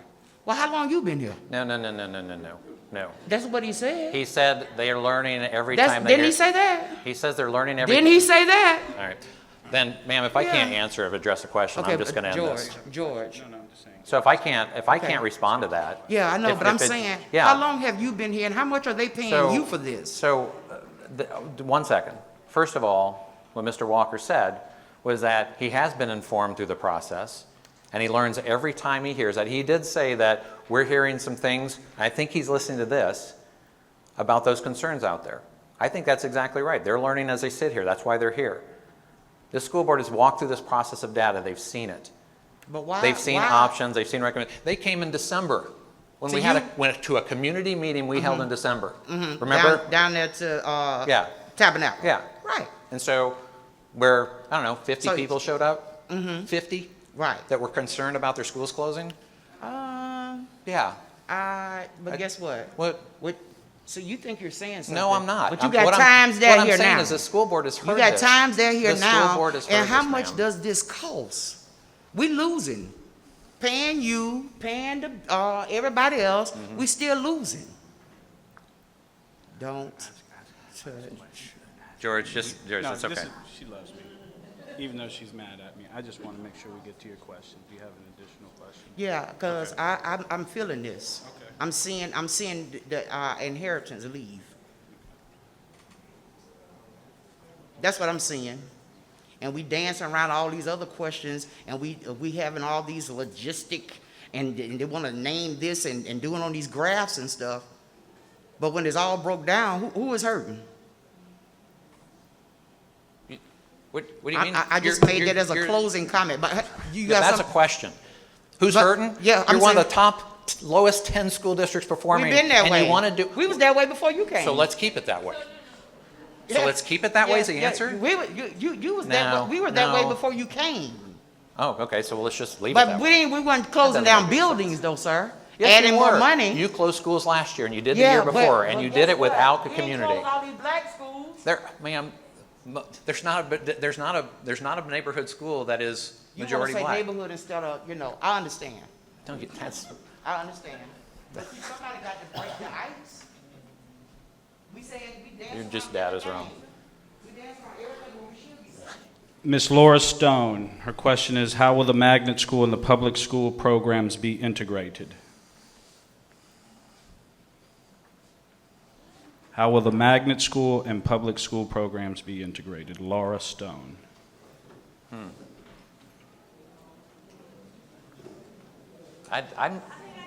Wait, can you clarify Yeah. that for me?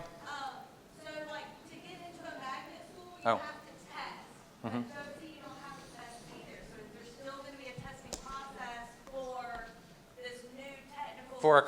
For a comprehensive career school, there should not be. It should be interest-based. It should absolutely be interest-based. RCTCM are losing because we are tested to get in there. It is a different quality of students. And we are gonna lose There it is. where we're at for these kids. Okay. Okay. Stephen Harris, if they decide to close any schools, are the teachers going to the other schools? Yeah, the plan isn't a reduction of force. I mean, that's not the plan. Districts go through attrition all the time. There's retirements. There's people who just don't come back. The plan isn't a reduction of force. You got to still have those teachers together. And so the idea is to maintain where you maintain. And then you deal with the attrition that happens. Every year the district, I mean, I don't even know the percentage. Most district is 15 to 20% of their staff turns over annually, between retirements and just movements or district promotions, or that might not happen here, but that happens in districts. The plan isn't to take a current existing teacher because their school closed and then not have them as a teacher still. So again, I don't know how that process works. The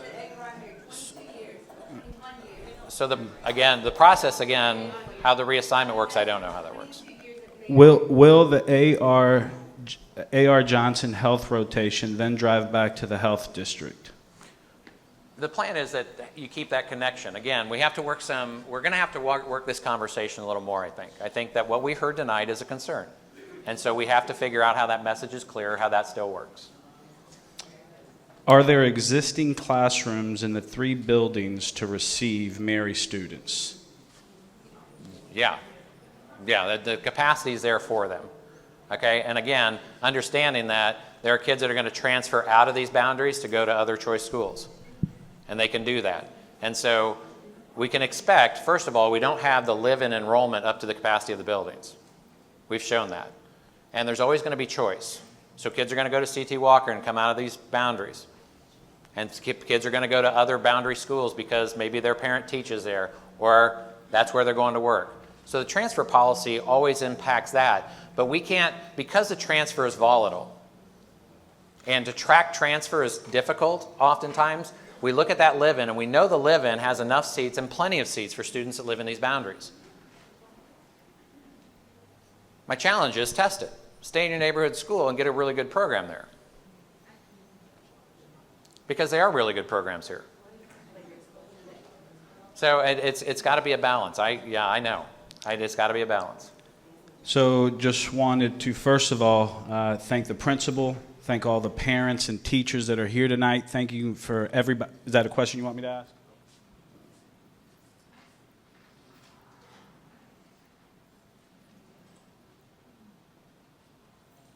Any other additional questions? Just making sure you have to write it down so we can ask it out, please. We'll get you a card and you'll just write it out. We'll read it out. And that's the last call, just to make sure we've given everybody an opportunity.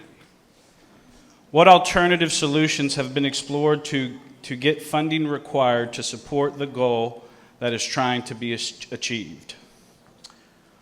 So alternative funding solutions are, I think they're limited. I think the federal government on a national level gives less than 2% to public schools. Less than 2%. And mostly, when it's come to, they do it through Title I, and then if your district gets hit by a tornado, that's when the federal government steps in. So the federal government isn't stepping up to help us out, except in the Title I dollars where we can take best advantage of it. Again, from a legislator standpoint, the question that, again, we had a legislator sit in the room the other day, and he's talking about all the dollars that he's trying to get. The question has to go to your state. I mean, it really does, to figure out what are the opportunities for more funding. Here's what I do know, is that advanced career and technical education provides more funding because it's through a labor market. Is that a question you have? Oh, let me reread the question. Yeah, go Yeah. Not with funding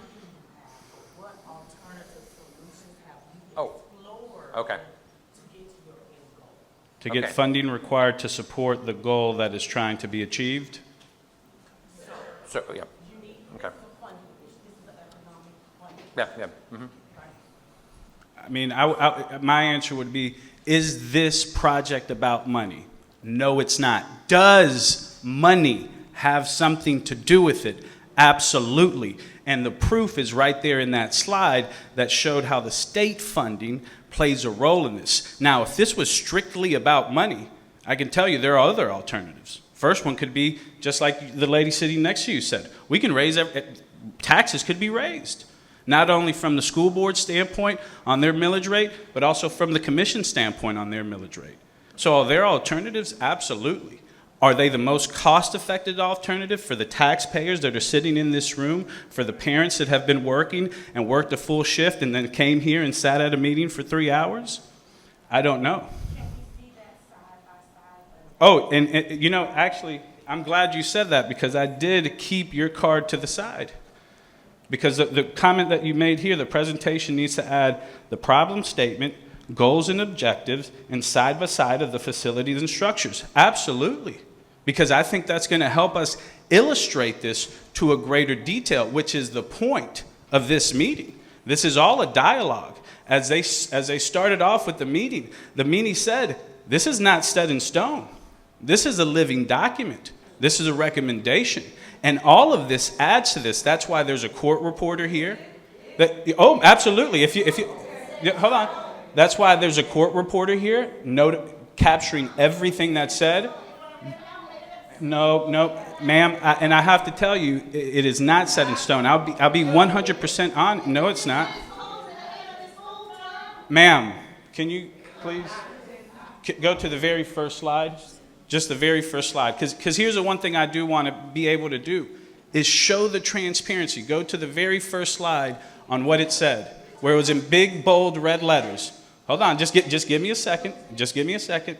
What? Hold on, no, go back. Okay. I'm not being funny. I'm being real. Draft document, not final. So this is not finalized. This is a community dialogue. Can you please go back to the slide with the remaining meetings? If this was all decided, I'll be honest with you, none of these people would be staying here until 3 hours. So I'll just say that. And for the sake of the folks that are here, because here's the other thing, we will stay here as long as we have to, and we'll talk to you outside in the park, wherever we have to, but let's keep into consideration. There's still facilities people here that need to close this school, that need to pick up these chairs for these students to come tomorrow and have their breakfast and have their education, so you three can be here tomorrow and continue to be stellar teachers. So let's keep that in mind. And the other thing that I will share too is, please, if you haven't, take a picture of this and attend every single one of those meetings and continue to ask these tough questions. So one last thing I did want to mention, and just give me 1 second. Everything is being memorialized here in this building tonight. So for example, the questions that we had on what did the president say, what didn't he, it doesn't even need to be left up to speculation. There's cameramen right here capturing the entirety of this meeting. This meeting has been broadcast also simultaneously live on the website, and within 48 hours you'll be able to go and watch this meeting in its entirety and attend any of these other ones. So I really do mean this. I appreciate not only the principal, the teachers, and everybody's here, but most importantly, the folks that are here that aren't getting paid to be here. You parents, the ones that are worried about what's going to happen, not only to my student, but more importantly, to my grandkids who may have special needs. So I just promise you that if you continue to go to these meetings and you see how we implement some of the things that you all have suggested that bring greater clarity to it, I promise you that what you will notice is that this proposal serves students and facilities that at times have been underserved or overlooked. And this will continue the next era of education and build on the stepping stone that Dr. Bradshaw and his administration set 4 years ago. So I thank you all for being here. We will continue to be here to answer any additional questions. The central office team is also here. And ma'am, I'll read your last question so we can add it into the record.